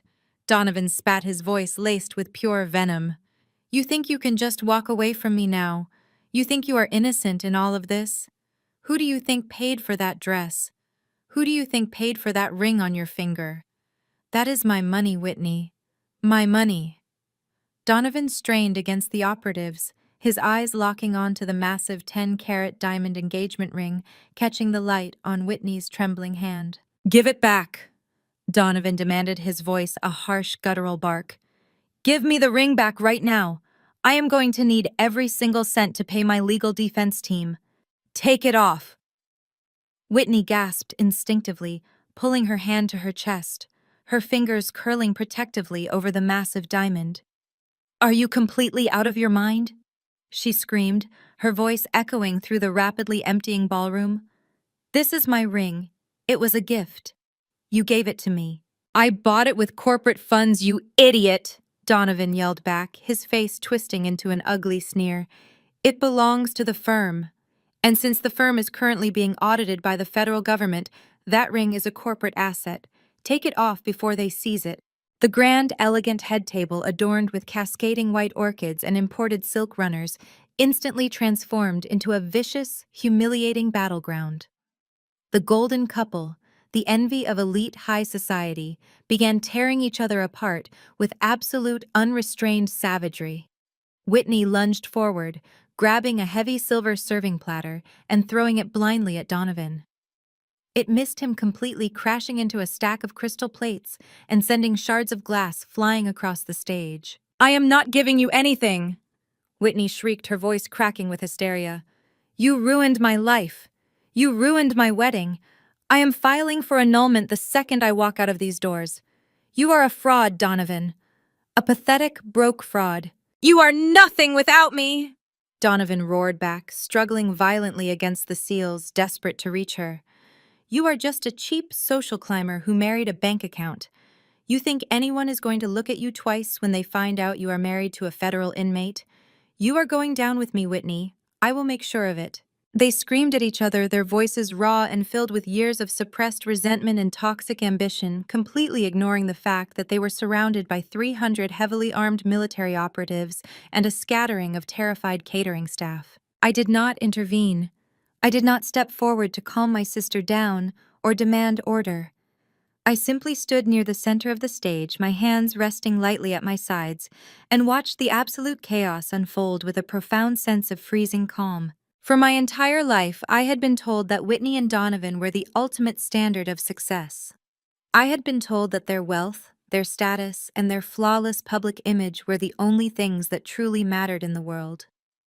Winston and Beatrice had constantly weaponized their relationship, using it as a blunt instrument to highlight my own supposed failures. Now I was watching that perfect glittering illusion destroy itself from the inside out. They were like two rabid animals trapped in a cage, tearing each other to pieces over the scraps of a fraudulent empire. Their bond was not built on love or respect or loyalty. It was built entirely on greed, and the moment the money vanished, the bond dissolved into pure, unfiltered hatred. I let them scream. I let them fight. I let them expose their true ugly colors to the entire world. It was a fitting, necessary conclusion to a life built entirely on lies. The remaining elite guests, those who hadn't already fled the ballroom in sheer terror, stood frozen near the exits, their phones raised high, capturing every single second of the humiliating implosion. Tomorrow morning, this footage would be broadcast across every major news network in the country. The golden couple of high finance would be exposed as the ultimate frauds. Suddenly, a sharp, piercing shriek cut through the chaotic noise, momentarily silencing Whitney and Donovan's vicious argument. Beatrice scrambled up the carpeted steps of the raised stage, her expensive designer heels clicking frantically against the hardwood. Her face was flushed an ugly shade of crimson, her eyes wide and wild with absolute desperation. She had spent decades meticulously constructing her perfect social standing, clawing her way to the very top of the country club hierarchy. She could not comprehend the fact that her entire world was collapsing in a matter of minutes. She needed a scapegoat, she needed a distraction, she needed to save face no matter the cost. Beatrice lunged toward the microphone stand, shoving past a bewildered catering manager. She gripped the microphone tightly in her manicured hands, her knuckles turning white. She turned to face the remaining audience, her eyes locking onto me with a look of pure, unadulterated hatred. Do not listen to a single word she says, Beatrice screamed into the microphone, her voice amplified and echoing off the vaulted ceilings. Sloane is completely mentally unstable. She has always been jealous of her sister. She is a sick, delusional girl making up these ridiculous lies to ruin Whitney's special day. The ballroom fell into a stunned, heavy silence. Even Whitney and Donovan stopped fighting, staring at Beatrice in absolute shock. She is a thief! Beatrice shrieked, her voice vibrating with toxic panic. She pointed a shaking, accusatory finger directly at me. She stole her sister's entire college fund years ago. That is why we had to throw her out. She is a criminal. Someone call the police immediately. Arrest her before she does any more damage." The echo of Beatrice's frantic command bounced off the vaulted ceilings hanging in the stifling air of the ballroom. She stood near the edge of the stage, her chest heaving, pointing a manicured, trembling finger directly at me. When no one immediately moved to follow her orders, her panic morphed into a manic, desperate frenzy. She was watching decades of meticulously constructed social engineering burn to the ground, and her survival instincts demanded that she control the narrative at any cost. Beatrice lunged toward a terrified catering manager who was huddled near the kitchen doors. She grabbed the young man by the lapels of his uniform, violently shaking him. "Call 911 right now?" Beatrice screamed, her voice cracking with hysteria. "Tell them we have an intruder. Tell them we have a deranged woman impersonating a military officer. Look at her. Look at these men. This is a sick, elaborate prank. These uniforms are cheap rentals. She hired a bunch of thugs to crash her sister's wedding because she is a bitter, resentful failure." The catering manager physically pried himself out of her grip, stumbling backward and raising his hands in surrender before sprinting out the service exit. Beatrice spun back around to face the remaining audience. The elite socialites, the country club board members, and the few venture capitalists who had not yet fled were staring at her with a mixture of profound shock and morbid fascination. "She is delusional," Beatrice announced to the crowd, clasping her hands together in a theatrical display of maternal sorrow. "She has always been deeply unwell. We tried to hide it to protect our family's good name. But she broke my heart. She ran away in the middle of the night when she turned 18, and she did not leave empty-handed. She emptied her sister's college fund. She took $200,000 of our hard-earned money and vanished into the gutter. We wept for her. We prayed for her. And this is how she repays us, by staging this fake military stunt to terrorize us." Admiral Thorne shifted his considerable weight. His weathered face darkened into a terrifying scowl.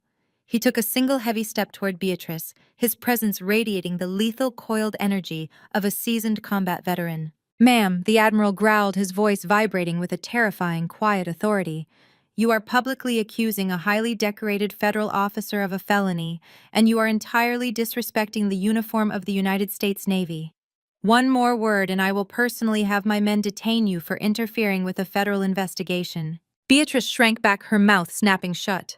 The sheer physical reality of the Admiral finally broke through her delusion. She could not gaslight a 4-star commander.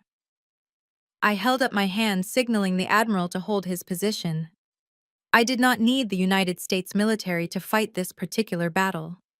This was personal. This was the final rotting pillar of my family's foundation, and I was going to tear it down myself. I stepped away from the ruined wedding cake and walked slowly toward Beatrice. She instinctively backed away from me, her expensive designer heels catching on the carpeted steps. "You want to talk about the college fund, Beatrice?" I asked, my voice deadly calm. The acoustics of the grand ballroom carried my words perfectly, ensuring that every single remaining guest heard the undeniable clarity in my tone. "You want to talk about the $200,000 trust fund that grandmother left specifically in my name, the one you just claimed I drained before running away into the night?" Beatrice lifted her chin, attempting to summon her old arrogant authority. "You are a thief, Sloane," she hissed, though her eyes darted nervously toward the biometric briefcase I had left on the table. "You stole from your own blood. You took that money and wasted it." I smiled. It was a cold, clinical expression. Gaslighters always relied on emotion, on twisting the truth, until the victim questioned their own sanity. But I had spent the last 5 years operating in a world defined by absolute precision. I did not bring emotion to this fight. I brought data. I walked back to the heavy black briefcase. I reached into the secondary compartment and pulled out a thick, sealed envelope bearing the distinct, recognizable logo of one of the largest national banks in the country. I held it up high, letting the bright artificial light illuminate the federal certification stamps. "Grandma knew exactly who you were, Beatrice," I stated, turning to face the audience. "That is why her will stipulated that the trust was completely locked until the day of my 18th birthday. You could not touch a single cent of it while I was a minor." But on the exact day I turned 18, a withdrawal slip was processed at a local branch right here in Massachusetts, completely emptying the account. I ripped the seal off the envelope. I pulled out a stack of high-definition color-printed bank statements and forensic documents. It is a fascinating piece of timing. I continued pacing slowly across the stage. Because on the morning of my 18th birthday, I was entirely locked inside a military quarantine zone at Great Lakes Naval Station. I was undergoing initial intake processing.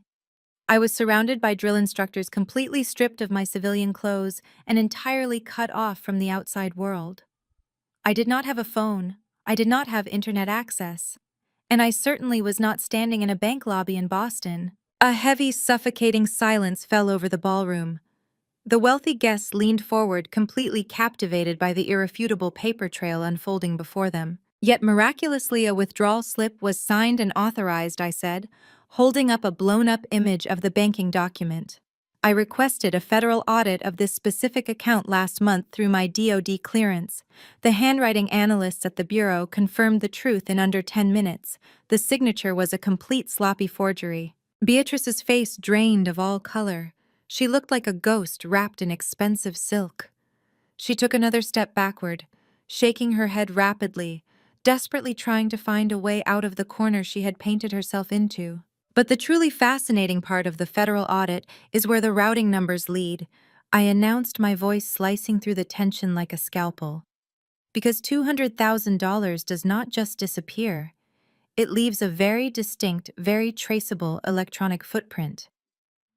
I flipped to the next page of the audit. I looked directly at Whitney, who was still weeping on the floor next to Donovan. $80,000 was wired directly from my trust account to a highly exclusive private cosmetic surgery clinic in Beverly Hills. I read aloud, watching Whitney freeze in absolute horror. The transaction occurred exactly 2 weeks before Whitney miraculously returned from her supposed spiritual wellness retreat in Europe, with a brand new nose, a reconstructed jawline, and a completely different profile. Whitney let out a strangled, breathless gasp. She covered her face with her hands, curling into a tight ball on the floor. Her carefully maintained high society image was instantly pulverized. She had lied to her entire social circle about her appearance for years, and now they all knew her vanity was funded by money stolen from her teenage sister. The snickers and whispered judgments from the elite guests were immediate and completely ruthless. And the remaining $120,000, I continued, shifting my gaze to Winston, who was still kneeling weakly by the edge of the stage, wired directly to a luxury exotic car broker. The funds were used to purchase a pristine vintage Porsche 911, the exact same silver Porsche that is currently parked in Winston's reserved spot at this very country club. The exposure was total and absolute. Beatrice and Winston were stripped bare before the very society they worshipped. They were not wealthy elites. They were not brilliant business minds. They were common, desperate thieves who had robbed their own neglected child to fund their pathetic, superficial lifestyle. The societal disgust aimed at my parents was a palpable, crushing weight. Beatrice realized in a single terrifying heartbeat that she had absolutely no exit. Her lies were dead. Her reputation was incinerated. She could not scream her way out of federal bank fraud. She looked around at the faces of the country club members, seeing nothing but utter contempt and mockery. Unable to handle the reality of her shattered existence, Beatrice resorted to her ultimate final defense mechanism. She dramatically gasped for air, clutching her diamond necklace with both hands. Her eyes rolled into the back of her head, and she collapsed onto the carpeted stage in a theatrical, highly exaggerated swoon, faking a dead faint to escape the suffocating judgment of the room. Winston, seeing his wife go down and realizing that the exposure of the bank fraud combined with his impending federal defense contract indictments meant he was going to die in a prison cell, instantly followed suit. He grabbed his chest, his face contorting into a mask of sudden agony. He fell backward, crashing hard against the cake table and sending the entire 5-tier wedding cake toppling onto the floor in a massive explosion of white frosting and sugar orchids. "Call an ambulance!" Winston bellowed from the floor, writhing in the ruined cake and clutching his tuxedo shirt. "My heart, she is killing me. My own daughter is giving me a fatal heart attack. Help me." The silence that followed his theatrical cry was deafening. Winston thrashed wildly amidst the ruins of the five-tier vanilla buttercream cake, smearing expensive white frosting across his custom Italian tuxedo. He clutched the fabric over his left pectoral muscle, his face twisting into a grotesque mask of manufactured agony. He let out a series of ragged, wet gasps, tossing his head back against the polished floorboards. Whitney immediately seized the opportunity to redirect the narrative. She crawled over the debris of her shattered fairy tale, her own designer gown stained with spilled champagne and crushed sugar orchids, and positioned herself squarely between me and her allegedly dying father. "You are a murderer!" Whitney shrieked, her voice tearing through the grand ballroom with unhinged ferocity. Her eyes were wide, darting frantically around the room, desperately trying to manipulate the remaining crowd into sympathy. "Look at what you are doing to him. You are literally killing our father. You march in here with your fake federal badges and your psychotic lies, and you are giving him a fatal heart attack. You have always been a monster, Sloane. You could never stand to see us happy, and now you are a murderer." Beatrice, who had been lying perfectly still in her fake swoon just a few feet away, miraculously found the strength to crack one eyelid open. She peered through her false eyelashes, scanning the room to see if Winston's dramatic medical emergency was successfully shifting the blame. It was a pathetic, transparent display of synchronized gaslighting. They had operated this way for decades, creating massive emotional crises whenever they were backed into a corner, forcing everyone around them to abandon logic and rush to their rescue. I did not move a single muscle. I stood towering over the ruined stage, my posture perfectly rigid, my face an impenetrable mask of absolute calm. I had seen real trauma. I had seen men bleed out in the dust of foreign combat zones. I knew exactly what a dying man looked like, and Winston Wilson was not dying. He was simply facing the first real consequence of his entire privileged life, and his fragile system was resorting to a childish temper tantrum to avoid accountability. "Somebody call an ambulance!" Whitney screamed again, her voice cracking. "Are you all just going to stand there and watch this monster kill a good man?" Admiral Thorne let out a low rumbling scoff that vibrated with profound disgust. He did not reach for his radio. He did not order a tactical evacuation. He simply raised his massive calloused hand and snapped his fingers once. The sharp, decisive sound cut right through Whitney's hysterical sobbing. A Navy combat medic who had been standing silently by the perimeter doors with the security detail stepped forward instantly. He was a broad-shouldered, imposing man in full tactical uniform, his face carved from pure granite. He did not run. He did not rush. He moved with the terrifying, deliberate precision of a man who routinely operated under heavy enemy fire. He bypassed the panicked wedding guests, stepped over a shattered crystal vase, and vaulted effortlessly onto the raised stage. He unclipped a heavy olive-drab medical kit from his shoulder and dropped it directly next to Winston's head. The heavy canvas bag hit the floorboards with a loud, authoritative thud, causing Winston to flinch violently and break his theatrical performance for a fraction of a second. "We have a medical professional right here," Admiral Thorne announced, his voice projecting across the ballroom like a foghorn. "Let us see exactly how fatal this heart attack really is." Winston, realizing a trained military medic was about to examine him, desperately tried to amplify his symptoms. He began taking short, rapid breaths, clutching his chest even tighter, and rolling his eyes backward. "The pain," Winston groaned, squeezing his eyes shut. "It is crushing me. My left arm is going numb. She did this to me." The combat medic ignored the amateur dramatics completely. He did not offer words of comfort. He did not hold Winston's hand or tell him everything was going to be all right. He simply knelt in the ruined cake, his tactical pants absorbing the vanilla frosting, and went to work with ruthless efficiency. He ripped open his medical bag and pulled out a digital blood pressure cuff and a portable pulse oximeter. Without asking for permission, he grabbed Winston's flailing left arm, pinned it firmly to the floor with one hand, and expertly wrapped the cuff around his bicep. Winston let out a sharp yelp of protest at the physical restraint, but the medic simply tightened the Velcro with a harsh, tearing sound. "Hold still, sir," the medic ordered, his voice flat and completely devoid of emotion. He clipped the pulse oximeter onto Winston's index finger. The small machine immediately lit up, emitting a steady, rhythmic beep, that echoed loudly in the silent ballroom. The steady, perfectly even tempo of the electronic beep completely contradicted the frantic, dying gasps Winston was forcing from his throat. The medic pressed a button on the blood pressure monitor. The machine hummed to life, inflating the cuff tightly around Winston's arm.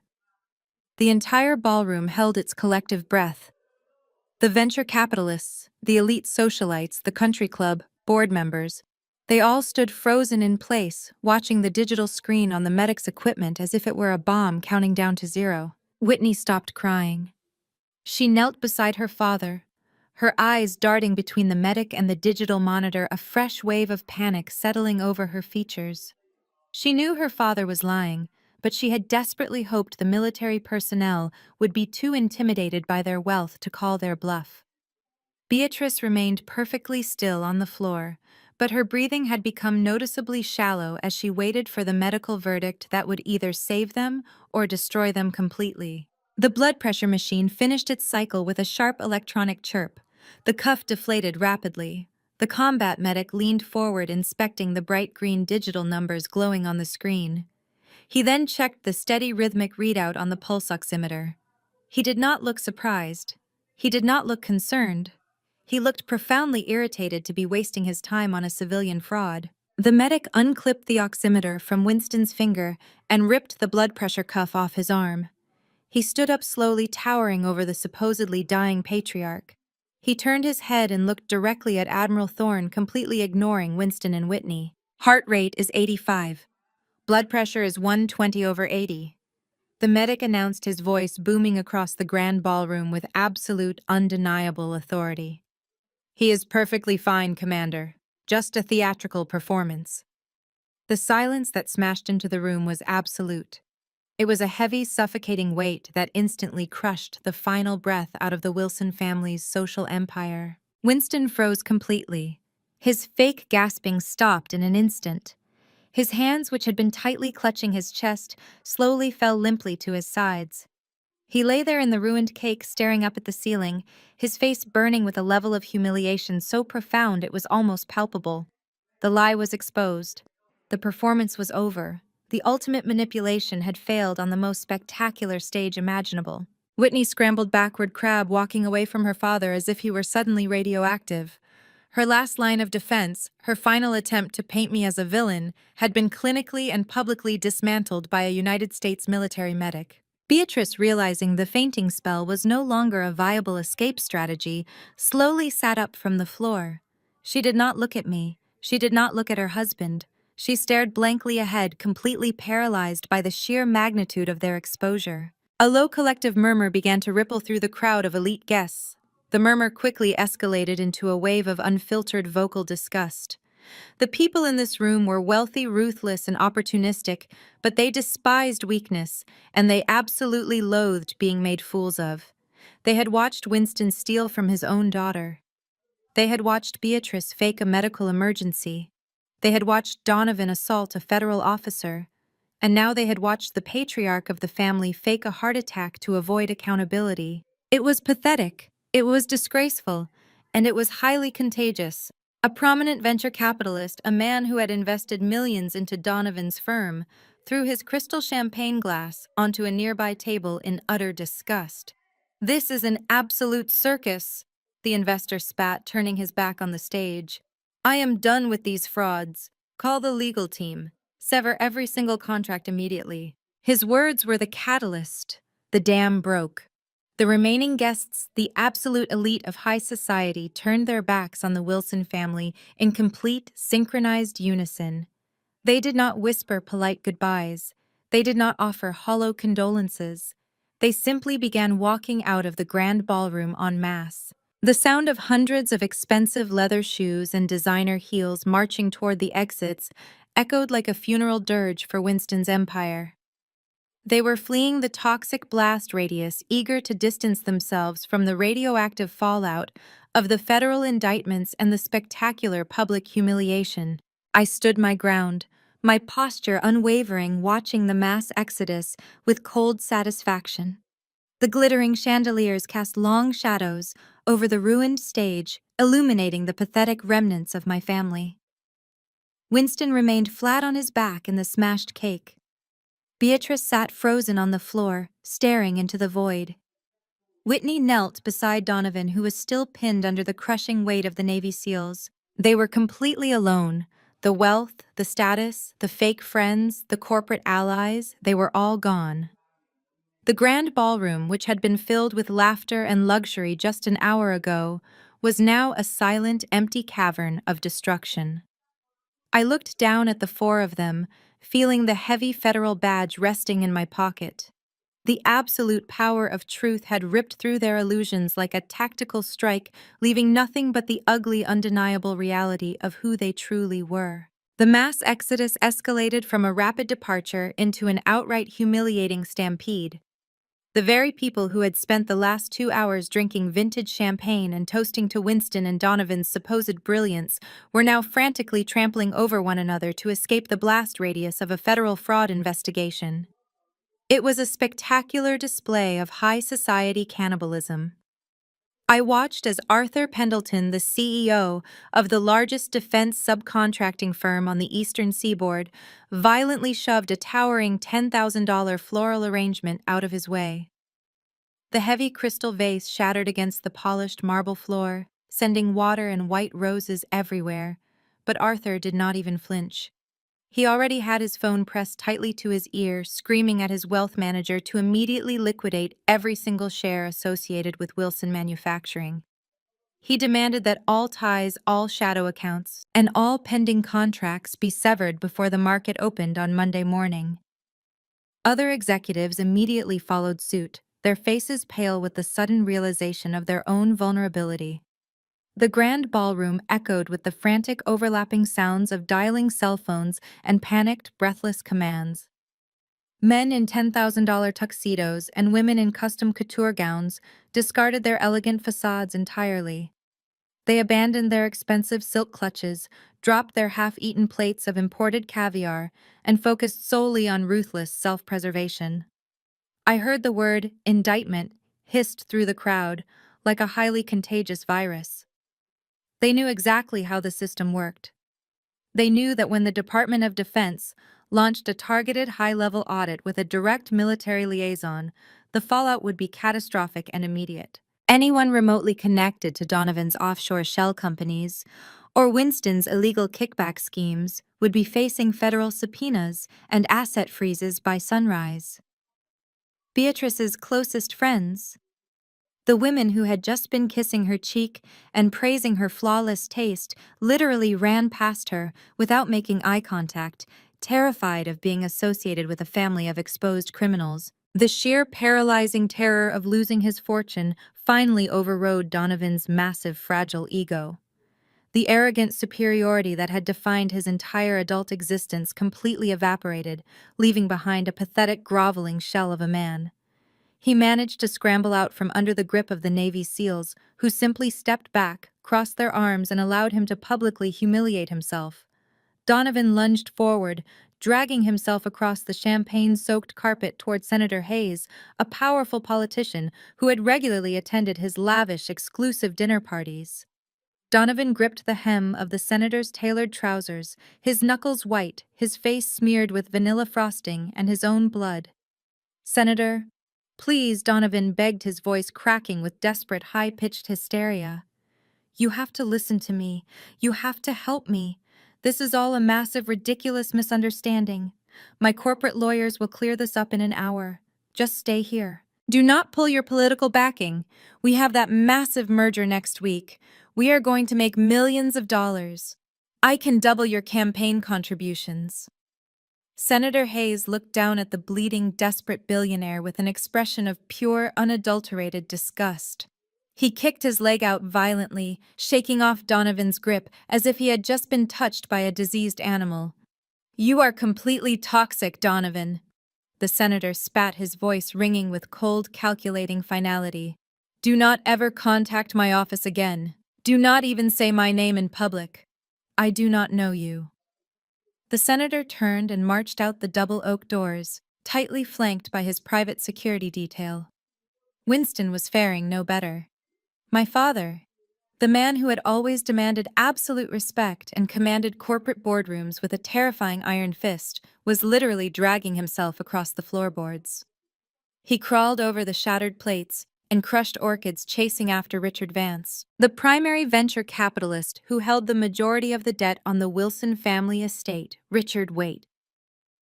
Winston sobbed, his chest heaving as he reached out with trembling, desperate hands. I can fix this. I swear I can fix this. I can leverage the offshore accounts in the Caymans.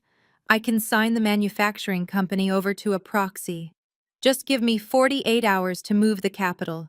Do not call in the massive loans. Richard Vance did not even break his brisk stride. He motioned sharply for his bodyguards, who easily sidestepped the weeping patriarch. You are a dead man walking, Winston Richard called over his shoulder, not bothering to look back at the pathetic display. I am freezing your corporate accounts the second I get to my car. You are entirely finished. I stood perfectly still amidst the absolute chaos, an immovable solid rock in a rapidly flowing river of panic and destruction. Guests rushed past the stage, giving me a wide, terrified berth, their eyes wide with fear and reluctant, fearful awe. I did not raise my voice. I did not make a single sudden movement. I did not try to stop anyone from leaving. I simply stood my ground and watched the systematic, brutal dismantling of a corrupt empire. The contrast was stark, brilliant, and undeniable. On the floor below me, the elite criminals of high society were thrashing, crying, and tearing each other apart for the useless scraps of their former glory. On the stage, the military personnel and I remained completely disciplined, anchored by the unyielding weight of the absolute truth. I let them destroy themselves. I let the toxic, rotting foundation of their relationships collapse under the sheer crushing pressure of legal accountability. Whitney was screaming hysterically at Beatrice, violently blaming her mother for encouraging the wedding and forcing her into a marriage with a bankrupt criminal. Beatrice was curled into a tight, trembling ball, weeping openly over her ruined social status and the absolute loss of her precious country club membership. They were a family built entirely on lies, manipulation, and stolen money, and without the stolen money to sustain those lies, they had absolutely nothing left but vicious, unfiltered resentment. Their polished masks had melted away, revealing the terrified, greedy monsters hiding underneath. Within 15 agonizing minutes, the grand ballroom was entirely deserted. The classical orchestra had fled out the service corridors, leaving their sheet music scattered on the floor. The catering staff had vanished, leaving trays of expensive food abandoned on the pristine white tables. The hundreds of wealthy investors, corrupt politicians, and elite socialites were completely gone. The only sounds left in the massive echoing space were the steady breathing of the Navy operatives and the pathetic, ragged sobs of my ruined family. Winston remained on the floor, surrounded by trampled orchids, spilled wine, and broken crystal glass. He slowly pushed himself up onto his shaking knees, his expensive custom suit ripped and ruined, his silver hair plastered to his sweating forehead. He looked around the empty, silent room, slowly processing the absolute totality of his destruction. His manufacturing company was gone. His sprawling estate was gone. His flawless reputation was incinerated. He was facing federal prison and absolute poverty. He had absolutely zero leverage left in his arsenal. He looked over at Donovan, who was bleeding and cursing on the floor, and realized the billionaire groom was just as useless and powerless as a broken piece of furniture. Winston slowly turned his head and looked up at me. He stared at the solid gold federal badge gleaming on the chest of my cheap gray dress, recognizing it as the ultimate symbol of the power he had just permanently lost. The frantic anger drained from his face, replaced rapidly by something far more insidious, desperate, and deeply disturbing. He stopped crying. He stopped his fake gasping. He pulled his trembling body up, attempting to smooth out his ruined lapels, and resorted to the most dangerous, toxic tactic he had left. Pure, pathetic emotional manipulation. He looked at me with wide, tear-filled, pleading eyes, forcing a trembling, affectionate, and deeply unnatural smile onto his lips. Sloane, my beautiful, brilliant daughter.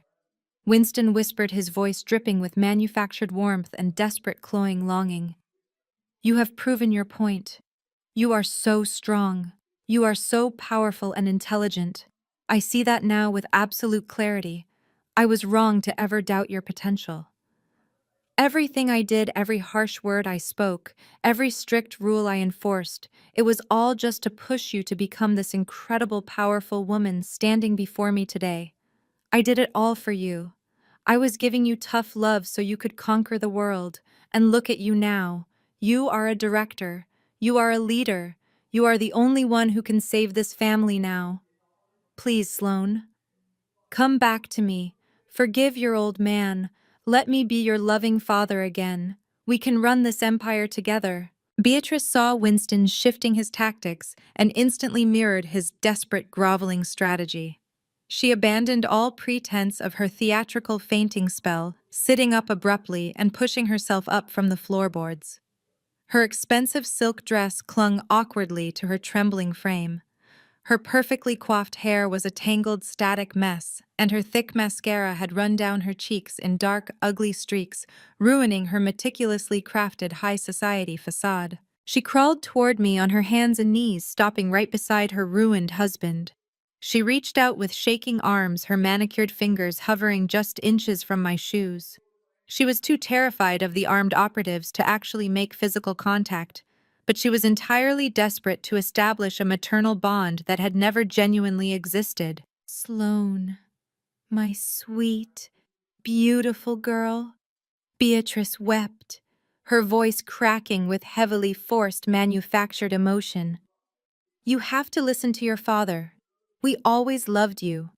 We always knew you were destined for greatness. You were just so stubborn, so wildly independent. We had to be hard on you to make you strong. We had to push you away so you would learn how to stand on your own 2 feet and reach your true potential. Look at the incredible, powerful woman you have become. I stared down at her, feeling a profound sense of revulsion settling in my chest. The sheer audacity of her lies, the casual way she attempted to rewrite a lifetime of neglect and theft into an act of maternal grace was utterly breathtaking. Please, Beatrice pleaded, clasping her hands against her chest in a gesture of frantic prayer.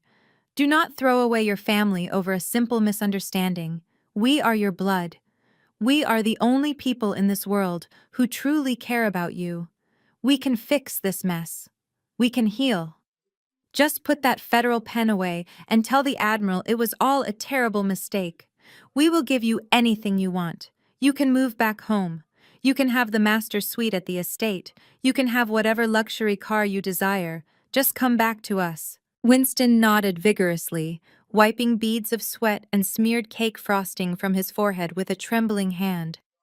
She is right, Sloane. I will call my lawyers right now. I will name you the primary beneficiary of the entire Wilson Trust. I will make you the chief executive officer of the manufacturing division. You will have absolute control over the board. Just tear up that cancellation order. We are your parents. You owe us a chance to make things right. Before I could even process the absolute staggering delusion of their bargaining, Donovan let out a wet, coughing laugh from the floorboards. He shifted his weight, wincing in agony as the Navy SEALs instantly adjusted their grip to keep him firmly immobilized against the oak stage. His face was bruising rapidly, his split lip leaking blood onto his white collar, but the greedy, calculating light in his eyes had not extinguished. He still believed he was sitting at the head of a corporate boardroom. He still believed that every single person on Earth had a price tag. You two are completely pathetic. Donovan sneered at my parents, his voice raspy and strained. You are offering her a bankrupt manufacturing firm and a totally empty trust fund. She is a federal director. She knows exactly how to read a balance sheet. She knows you have absolutely nothing left to give her. Donovan painfully craned his neck backward to look up at me. The operative, pressing a heavy tactical knee into his spine, applied an ounce of localized pressure, reminding Donovan of his compromised position, but the billionaire ignored the pain driven by pure survivalist greed. Listen to me, Sloane, Donovan hissed, his tone dropping into a slick, conspiratorial whisper. You are a highly intelligent woman. You played this game perfectly. You brought the military. You brought the federal audits. You cornered the market. But let us be entirely realistic about your situation. You are a government employee. You make a rigid, predetermined salary. You are going to spend the rest of your life reviewing paperwork in a gray, windowless cubicle for a fraction of what you are actually worth. He swallowed hard, his eyes gleaming with desperate bribery. I have offshore accounts in Zurich that the federal government does not even know exist. Donovan promised, his words rushing out in a frantic, hurried torrent. I have untraceable digital assets. I have massive shell companies in nations that do not comply with United States subpoenas. I can make you richer than you ever dreamed. I am talking $50 million untaxed and transferred directly to a secure account of your choosing by midnight. All you have to do is tell the Admiral that the Wilson manufacturing contracts require a secondary review. Tell him the initial audit was flawed. Give me 48 hours to restructure the paperwork. Whitney gasped from her position on the floor, staring at Donovan as if he had grown a second head. You are bribing her, Whitney shrieked, pointing an accusatory finger at his bloody face. You are trying to pay her off with our money while I am sitting right here. Shut up, Whitney, Donovan barked, never taking his desperate eyes off me.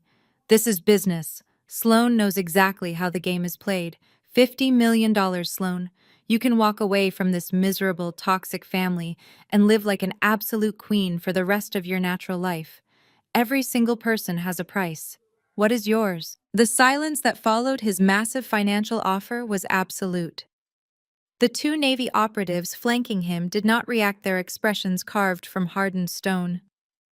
Admiral Thorne stood near the edge of the stage, his arms crossed over his chest, watching the pathetic display of corporate bribery with quiet military disgust. I looked at Winston, who was staring at me with a desperate, hopeful glimmer in his eye, clearly praying that I would take Donovan's dirty money and somehow save their corrupt ecosystem in the process. I looked at Beatrice, who was holding her breath, waiting for me to succumb to the underlying greed she believed was inherent in all of us. I looked at Donovan, who was smiling a bloody, arrogant smile, entirely convinced that his vast wealth was an ultimate shield against federal consequence. I slowly reached into my pocket and pulled out my heavy federal credentials, tracing the gold seal of the Department of Defense with my thumb.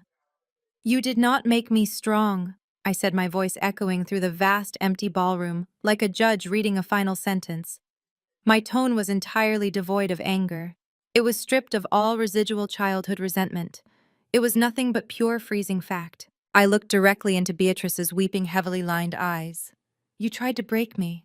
You systematically stripped away every resource, every comfort, and every shred of support I ever had. You stole my future to fund your superficial vanity and pay for Whitney's plastic surgery. I did not succeed because of your tough love.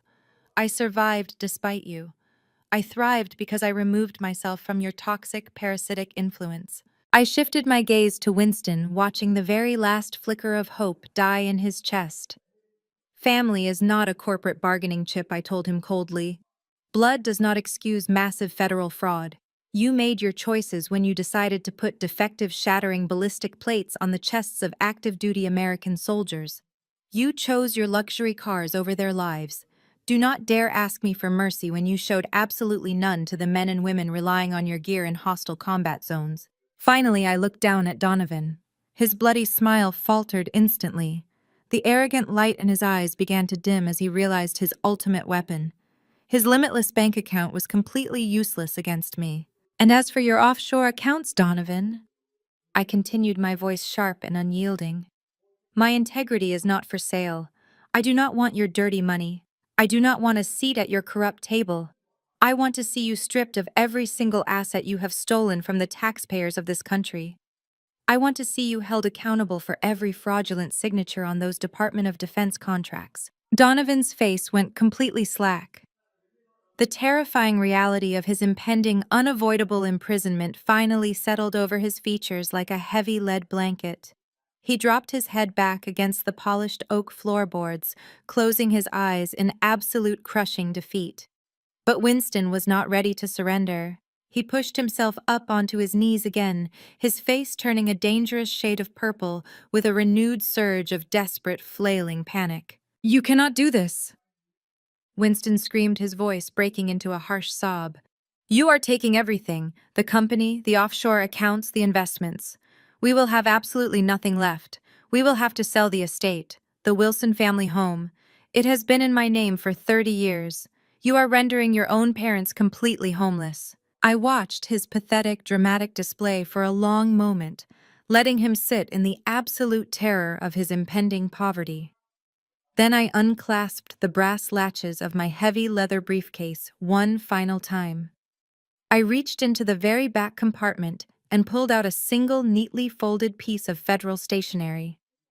I held the document by the corner, letting the thick watermarked paper catch the light of the remaining crystal chandeliers overhead. You are not going to sell the Wilson estate, Winston, I announced, watching his eyes widen with a sudden sharp spike of fresh terror. I stepped forward and dropped the document directly onto the ruined frosting-covered table right next to his trembling hands. It was a formal, heavily stamped notice from the United States Department of Justice. Because you cannot sell a property you no longer legally own, I stated calmly. Winston stared at the paper as if it were a venomous snake preparing to strike. Beatrice let out a short, terrified gasp, crawling closer to read the bold, black text printed across the top of the page. When you secured those massive commercial loans to cover the initial kickbacks for Donovan's defense contracts, you did not just use the manufacturing firm as collateral. I explained, my voice echoing over their stunned, breathless silence. You leveraged the entire generational estate. You tied the deed of the mansion directly to the fraudulent federal payouts. And because those payouts were obtained through a highly coordinated illegal kickback scheme involving defective military equipment, the Department of Justice has triggered an immediate asset forfeiture protocol under the federal racketeering statutes. The air in the room seemed to vanish entirely. Winston's mouth opened and closed, but no sound emerged. His entire physical world had just been erased with a single federal signature. As of 0900 hours this morning, the Wilson estate is official property of the United States federal government. I declared, delivering the final fatal blow to his carefully constructed empire. Federal agents are currently at the main gates of your beloved generational mansion right now, Winston. They are changing the locks. They are changing the exterior gate locks and securing the perimeter right this second. The federal agents are seizing every physical asset, every corporate vehicle, and every piece of fine art you purchased with dirty money. Winston let out a strangled, high-pitched wheeze. His face drained of whatever color it had left, turning a sickly, translucent shade of gray. He grabbed the edge of the frosting-covered table, pulling himself up so violently that the entire table shuddered, sending a silver champagne bucket crashing to the floor. "That is completely impossible," Winston stammered, his eyes wide and unblinking. His voice was a frantic, breathless whisper. "You are lying. You have to be lying." The secondary mortgage was entirely shielded. I used a blind trust registered in Delaware to authorize the equity transfer. The bank guaranteed me absolute discretion. They swore the leveraging of the estate would never appear on the primary corporate ledgers. It was a closed-door agreement. I smiled. It was a sharp, razor-thin expression that held absolutely zero warmth. You are operating under the delusion that federal investigators care about a bank's promise of discretion, I replied, my voice echoing through the vast, empty space. You took out a massive secret mortgage on a historical property to illegally fund Donovan's fraudulent military venture. You thought you were a financial genius. You thought you could bypass your own board of directors by putting the roof over your head on the line. But when the Department of Defense flagged Donovan's shell companies, they followed the money directly back to the source. They found the blind trust in under an hour. Winston stumbled backward, his knees giving out entirely. He collapsed into a designated seating chair, staring at his trembling hands. The sheer crushing reality of his arrogance was finally breaking through his impenetrable ego. He had risked everything he owned on a man who was currently bleeding on the floorboards, surrounded by armed operatives. The bank is now operating under federal receivership due to their complicity in your fraud. I continued, pacing slowly across the ruined stage. They are freezing the electronic security system at the estate as we speak.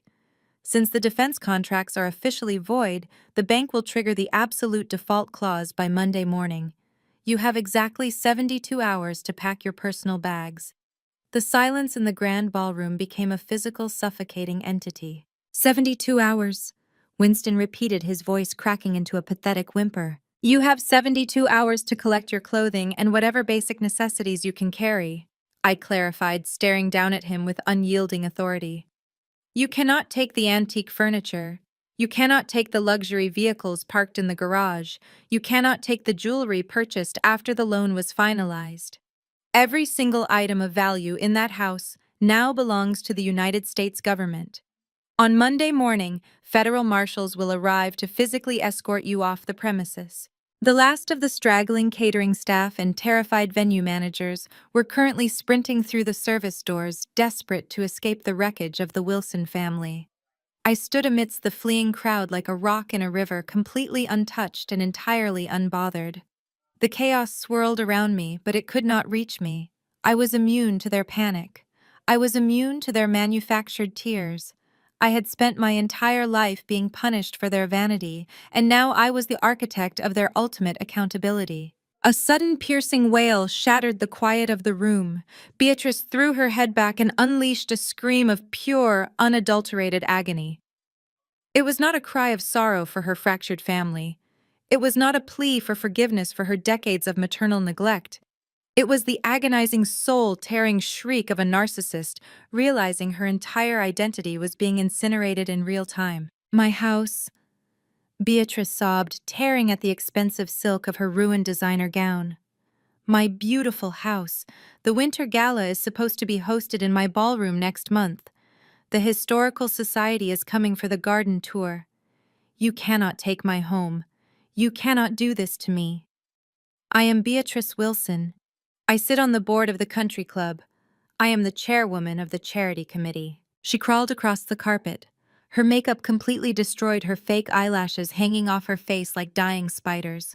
She grabbed Winston by his torn lapels and began shaking him violently. Fix it! Winston! Beatrice screamed, her voice echoing off the vaulted ceilings. Call the bank president, call the governor, call someone and fix this right now. Tell them it was a mistake. I will not be poor. I will not pack my things into cardboard boxes like some common laborer. My friends will see. The entire country club will watch us be evicted. I will be a laughingstock. I will lose my membership. I will lose everything. Winston could not even look at her. He just stared at the floor. Tears leaking from his eyes, a broken, empty shell of the tyrant who had once ruled our family with an iron fist. He had no phone calls left to make. The politicians had fled. The venture capitalists had abandoned him. He was a radioactive pariah, and his wife was finally seeing him for the pathetic fraud he truly was. Beatrice released his lapels and collapsed onto her side, sobbing uncontrollably into the champagne-soaked carpet. In a single afternoon, her entire universe had been violently eradicated. She was losing her generational mansion. She was losing her elite social status. And she was losing her golden child's wealthy future. She looked over at Donovan, the billionaire savior she had aggressively groomed Whitney to marry, and saw nothing but a bruised, bankrupt criminal facing decades in a federal penitentiary. The fairy tale was dead. The money was gone. She was going to be the very thing she had spent her entire life mocking and despising. She was going to be poor. Whitney had remained completely silent for the last several minutes. She was still kneeling on the floor next to Donovan, her hands stained with the vanilla frosting from the ruined wedding cake. She looked at her fiancé. He was groveling, bleeding, and entirely stripped of his power. He could no longer provide her with private jets, designer wardrobes, or luxurious vacations in the south of France. He was worse than useless to her now. He was an anchor tied to her neck, dragging her down into the abyss of federal investigations and public disgrace. Without a single word of comfort, Whitney slowly stood up. She did not offer Donovan a hand. She did not ask the medics to check his injuries. She simply stepped over him as if he were a discarded piece of trash on the sidewalk. Her survival instincts were entirely parasitic, and her current host was dead. She needed to find a new source of resources immediately, or she would be swept out into the streets alongside her ruined parents. Whitney turned slowly and looked up at me. She stared at my tailored gray dress. She stared at the federal badge clipped to my belt. She stared at the armed Navy operatives flanking me, recognizing the sheer undeniable power and stability that I now possessed. I was no longer the scapegoat. I was no longer the sister she could mock for living in a small apartment and working a government job. I was the only person in the room who still had a salary, a home, and a future. Whitney took a hesitant step forward, her ruined wedding gown dragging heavily across the debris. She wiped her eyes, instantly summoning a fresh batch of thick, trembling tears. She adjusted her posture, shrinking her shoulders, to make herself look small, vulnerable, and completely innocent. She was trying to deploy the exact same manipulative tactics she had used since we were children. The same tactics that always resulted in our parents giving her whatever she demanded. Sloane Whitney whispered, her voice quivering with perfectly calibrated fragile desperation. Sloane, please. I looked down at her, feeling absolutely nothing. The emotional manipulation simply bounced off my armor. I watched her trying to calculate a way out of the devastation, watching the gears turn in her incredibly selfish mind. You heard what you just said? Whitney cried softly, clasping her hands together in front of her chest. They are taking the house. They are taking everything. Mom and Dad are going to have to figure out their own mess, but I did not do anything wrong. I am just a victim in all of this. Donovan lied to me. He used me. I have absolutely nowhere to go. I do not have a job. I do not have any money in my personal accounts. She took another step closer, gazing up at me with wide, pleading eyes. She was fully expecting me to fold. She was expecting the ingrained familial guilt to take over. She actually believed that after decades of relentless psychological torture and public humiliation, I would simply open my doors to her because we shared the same last name. You have to help me, Sloane. Whitney begged, reaching out a trembling hand toward me. I cannot sleep on the street. I cannot be homeless. I am your little sister. I stared down at her, letting the heavy, suffocating silence of the ruined ballroom stretch between us. Whitney was still kneeling in the spilled champagne and crushed cake frosting her designer wedding gown, soaked and ruined. She looked up at me with those wide, perfectly manufactured, tearful eyes. It was the exact same expression she had used since we were toddlers, the same calculated look of vulnerability that had always guaranteed our parents would rush to her defense and give her whatever she wanted. But our parents were currently paralyzed by their own impending federal indictments. They could not save her. She was entirely reliant on the sister she had spent her entire life mocking and degrading. When I did not immediately reach out to comfort her, a sudden ugly shift occurred in Whitney's demeanor. The fragile, trembling victim act evaporated in a matter of seconds. The realization that I was not going to play the role of the forgiving, accommodating savior ignited a fierce, entitled rage inside her. She pushed herself up from the floor, her hands balling into fists at her sides, her face contorting into a mask of spoiled fury. You are not saying anything, Whitney hissed, her voice rising in pitch, bouncing sharply off the vaulted ceilings. Why are you just standing there staring at me? You have to fix this. You created this entire nightmare. You waited until my wedding day to do this. You deliberately chose today to maximize the damage and humiliate me in front of hundreds of people. You ruined my future, Sloane. Donovan was going to take care of me. I was going to be a billionaire's wife. Now I have absolutely nothing, and it is entirely your fault. She took another step toward me, jabbing a manicured finger in my direction. The sheer, breathtaking audacity of her entitlement was staggering. She was standing in the epicenter of a massive federal fraud takedown, surrounded by armed military operatives, and her only concern was her own luxury lifestyle. You owe me, Whitney demanded, her voice shrill and commanding, echoing the exact tone our mother used when berating service workers. You have a high-paying federal salary. You have grandmother's $200,000 trust fund that you are probably hoarding.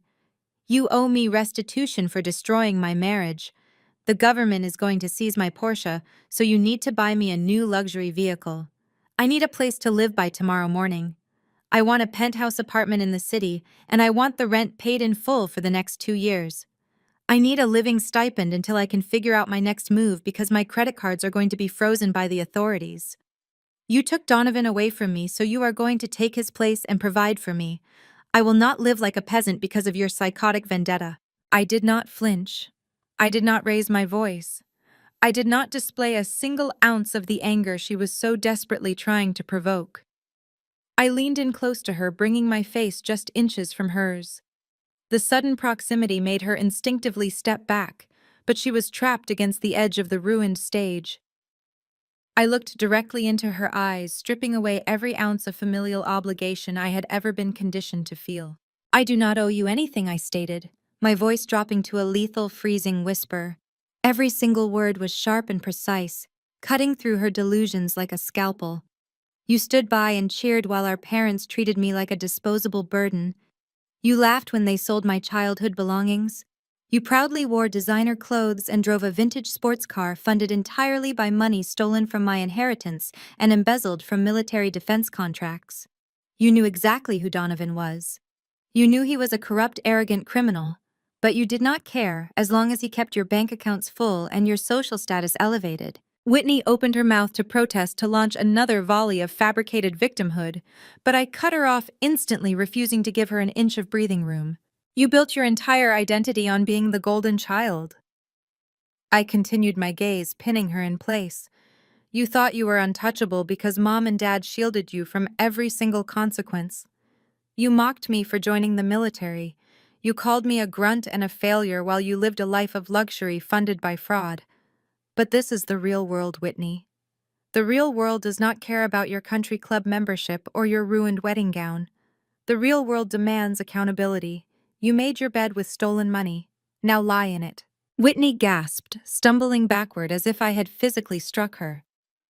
The absolute unyielding finality in my voice shattered her last remaining illusion.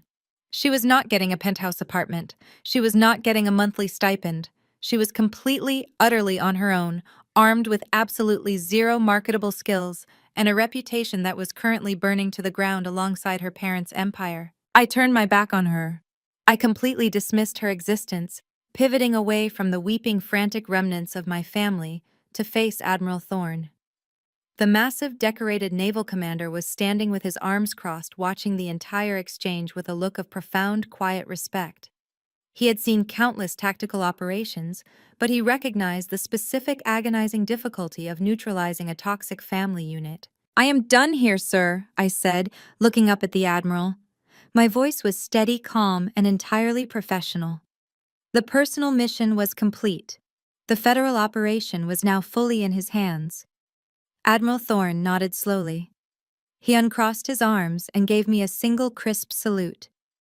It was a gesture of absolute validation, a confirmation that I belonged to a brotherhood of honor and discipline that my biological family could never comprehend. "Excellent work," Director Admiral Thorne replied, his deep voice carrying a tone of absolute authority. "The Department of Defense appreciates your exceptional service. The scale of this fraud is unprecedented, and your intelligence gathering was flawless. We will handle the garbage disposal from here." Thorne raised his hand and gestured to the Navy SEALs securing the perimeter. Instantly, the operatives moved with terrifying synchronized precision. Two massive combat specialists hauled Donovan up from the floorboards by his armpits. The billionaire let out a pathetic groan of pain as they dragged his ruined, bloody body toward the grand exit. Another team of agents began confiscating laptops and cell phones from the event coordinators, securing all digital evidence of the lavish event funded by stolen government capital. Donovan did not fight back. He did not issue any more threats. He was entirely broken, his spirit crushed by the undeniable reality of federal custody. I stepped off the stage, my heels clicking sharply against the polished marble floor. I did not look back at Beatrice, who was still rocking back and forth in the spilled champagne, sobbing loudly over the loss of her precious social empire and her impending eviction. I did not look back at Whitney, who had collapsed against a shattered floral arrangement, weeping hysterically as she realized she was going to have to find a real job to survive. I had spent 34 years carrying the suffocating weight of their expectations, their cruelty, and their endless demands. I was finally putting that weight down. I walked down the center aisle of the grand ballroom, heading directly toward the massive arched oak doors. The cool night air drifted in from the lobby, smelling of rain and absolute freedom. I felt lighter than I had ever felt in my entire life. The suffocating chains of the Wilson family legacy were permanently severed. I was no longer the scapegoat. I was no longer the forgotten daughter. I was a decorated federal agent who had just dismantled a criminal enterprise, and I was walking out of their lives forever. Sloan. The scream tore through the ballroom, echoing violently off the crystal chandeliers. It was not a plea. It was not a command. It was a primal, gut-wrenching roar of absolute defeat. Winston had managed to drag himself upright, standing unsteadily on legs that could barely support his weight. His face was a mottled, dangerous shade of purple, and his breathing was ragged and shallow. He was clutching the edge of a table, staring at my retreating back with a look of pure, unchecked terror. He was watching his scapegoat, his punching bag, and his final remaining asset walk out the door forever.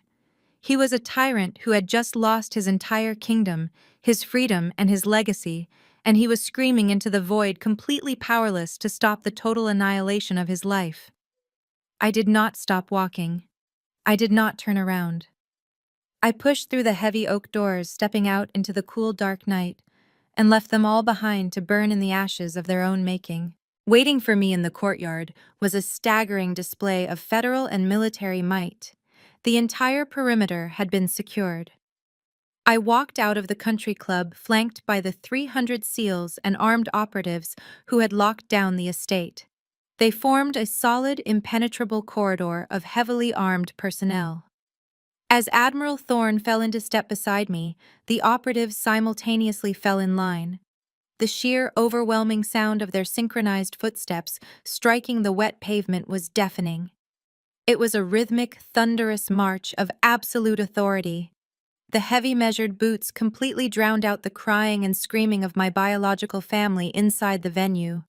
The frantic cries of a ruined dynasty were swallowed entirely by the march of justice. The fallout over the next several months was swift, brutal, and entirely merciless. Federal prosecutors did not offer plea deals to arrogant men who deliberately put defective ballistic armor on active-duty soldiers. Winston and Donovan were indicted on 74 counts of federal racketeering, wire fraud, conspiracy, and treason. They both faced federal charges that would ensure they never saw the outside of a maximum security penitentiary for the rest of their natural lives. Donovan's limitless offshore accounts were traced, frozen, seized, and completely repatriated to the Department of Defense. Winston's massive ego shattered as he spent his days in a sterile concrete cell, entirely forgotten by the corporate world he once ruled. Beatrice's descent into poverty was a spectacular, highly publicized tragedy. The Department of Justice seized the generational estate just as I had promised, auctioning off her priceless antiques. She ended up living in a tiny rented apartment on the industrial side of the city, positioned directly above a noisy commercial laundromat. She had no domestic staff, no designer wardrobe, and absolutely no social standing. She spent her days staring at peeling wallpaper, completely shunned by her wealthy friends and the elite society that had once worshipped her. Poverty was a highly contagious disease in her circles, and Beatrice was permanently infected. Whitney's grand billion-dollar fairy tale shattered instantly. The moment Donovan was indicted and his assets were seized by the federal government, her marriage was annulled before the ink dried on the certificate. Stripped of her trust fund, her wealthy fiancé, and her parents' financial backing, Whitney was forced to face the real world with absolutely zero survival skills. The former golden child was forced to work double shifts as a front desk receptionist at a budget car rental agency, spending her meager paychecks on rent for a windowless basement studio. There were no more private jets or luxury shopping sprees. There was only the harsh, grinding reality of the working-class life she had spent her entire childhood mocking. I let the final updates of their miserable, fractured lives wash over me like a passing breeze, feeling absolutely no guilt and no triumph. It was simply the natural, unavoidable consequence of their own unchecked greed. I closed the thick operational dossier on my desk and permanently deleted their files from my secure server. The Wilson family was a closed case. I stepped out of the command tent and walked onto the sprawling, windswept tarmac of the Naval Air Station. The early morning sun was just beginning to break over the distant horizon, casting a brilliant, fiery glow across the massive gray fuselage of the C-17 Globemaster waiting on the runway. The heavy jet engines were already whining with a low, powerful hum, preparing for a classified transport sequence. The smell of jet fuel and sea salt filled the air, a scent that always signaled the beginning of a new mission. Standing on the tarmac next to the military transport plane, I raised my hand to my chest. My fingers brushed against the cool, heavy metal of the Navy Cross, pinned perfectly to my tactical uniform. It was the highest decoration a civilian director could receive, awarded by the Department of Defense for exceptional valor and flawless intelligence execution.